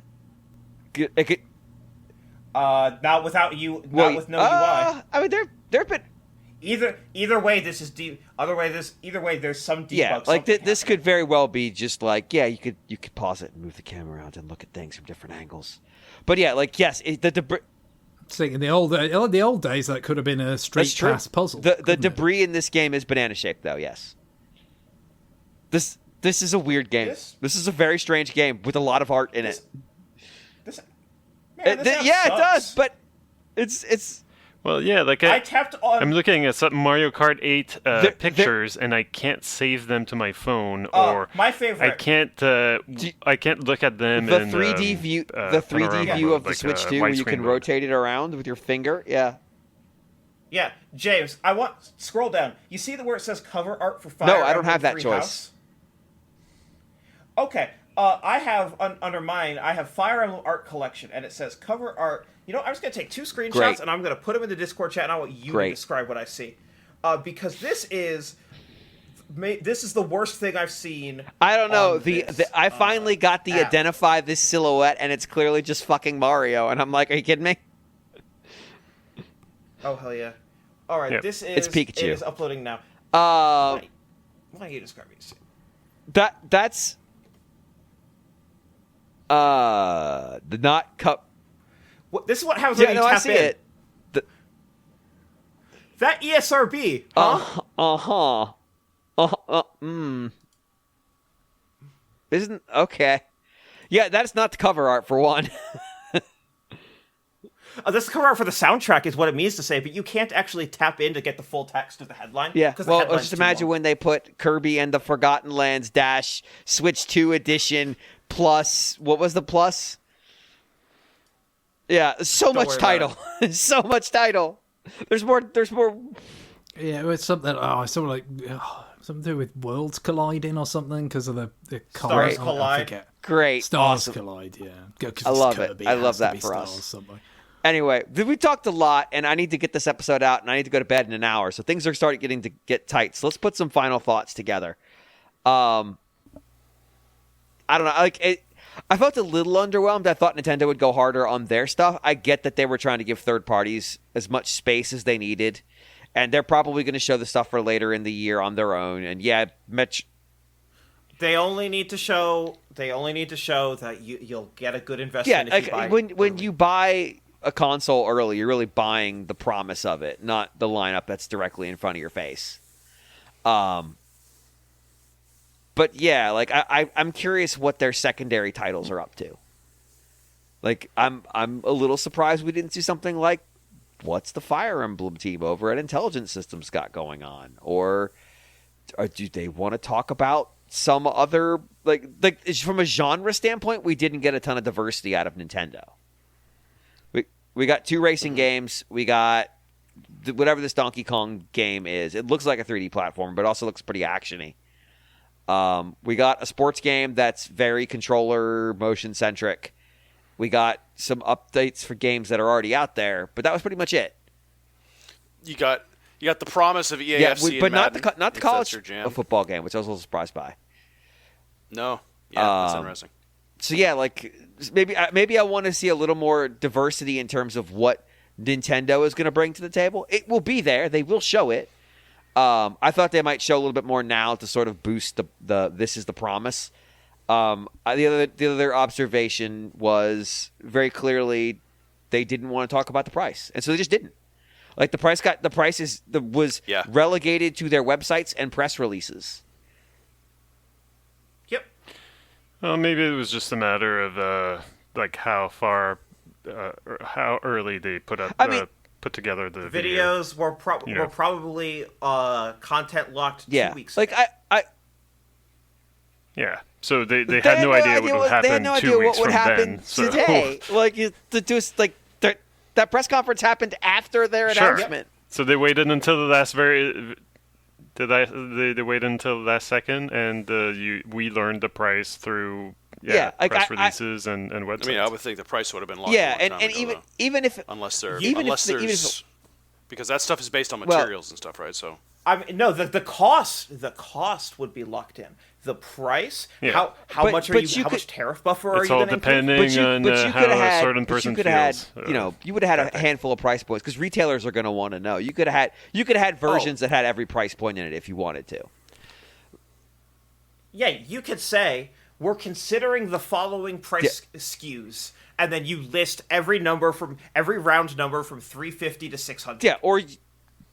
And then you tell them which ones you're and then narrowing you could have in just on. produced versions of the video that had the ones you were narrowed in on, but they didn't. They just said we don't want to talk about it. We know it's a big number, and so they just didn't. They just didn't talk about it, and I get that. They also probably just didn't want everyone to immediately think that's the price of a PS5. No, they said the price is not a strong suit for us right now, so we just aren't going to talk about it, and I get it. I totally get that as a tactic. I just thought it was very transparent. That's what the tactic was, and I was like, I see. Yep. Yeah, definitely. I don't know who else has some final thoughts. I would say for me that on the one hand, you can't get too kind of carried away with those. This is like the last word or anything like that, because we know there's just again with the way they like to do things and all that, and they're presuming that they've got a pretty firm footing at first with just the new Mario Kart and then DK to follow that up. They don't have to give everything away in desperation like they did in times past. But I do think still, as a matter of presentation and as a matter of a crucial first impression, this was weaker on exclusive content than I would like. I do think it's just like there was a lot of time spent on third-party games that people know from Xboxes and PlayStations. There was a lot of time spent on Switch 2 editions, and there was obviously a lot of time spent on hardware functionality, the game chat and the game share and all that stuff. And in the end, it just felt like people didn't mention the price in the thing, but people are going to pay that price or not based on exclusive software. And obviously Mario Kart World is a huge centerpiece in that regard, because it is their most powerful commercial performer in the stable, and they've got that, and that looked impressive to me, and I think that's all as it should be. DK certainly looks pretty about as interesting as I could have imagined a new DK game to look, frankly. But I guess, again, some of this is my expectations, my, sort of presumptions of thinking about, like a sort of Super Mario Odyssey kind of sequel that's actually a Mario game is like a lock. That wasn't there. And then you just kind of feel like, we only really got those two, that feel like they're very, very kind of new and exclusive, and potentially that in that system seller kind of category. And I just feel like that's the balance. Presumably could have been a little bit more that way, and they chose not to. And I'm not entirely convinced of the wisdom of that. But like I said, this is not the last word. Anybody else? Yeah, I mean, I think I enjoyed just being part of the moment and talking and thinking only about Nintendo for most of the day. That was nice. And then I was brought back to reality. That was less nice. But yeah, like I'm getting this probably, like I'm trying to pre-order it because I'm on this podcast and because I did go through the trouble of saving my money over, like, since November 2023. So I have the cash for it, so I might as well spend it. But I'm not super excited about anything outside of Mario Kart World, which is literally, like, I've been waiting for a new Mario Kart since the Switch came out, and didn't get that.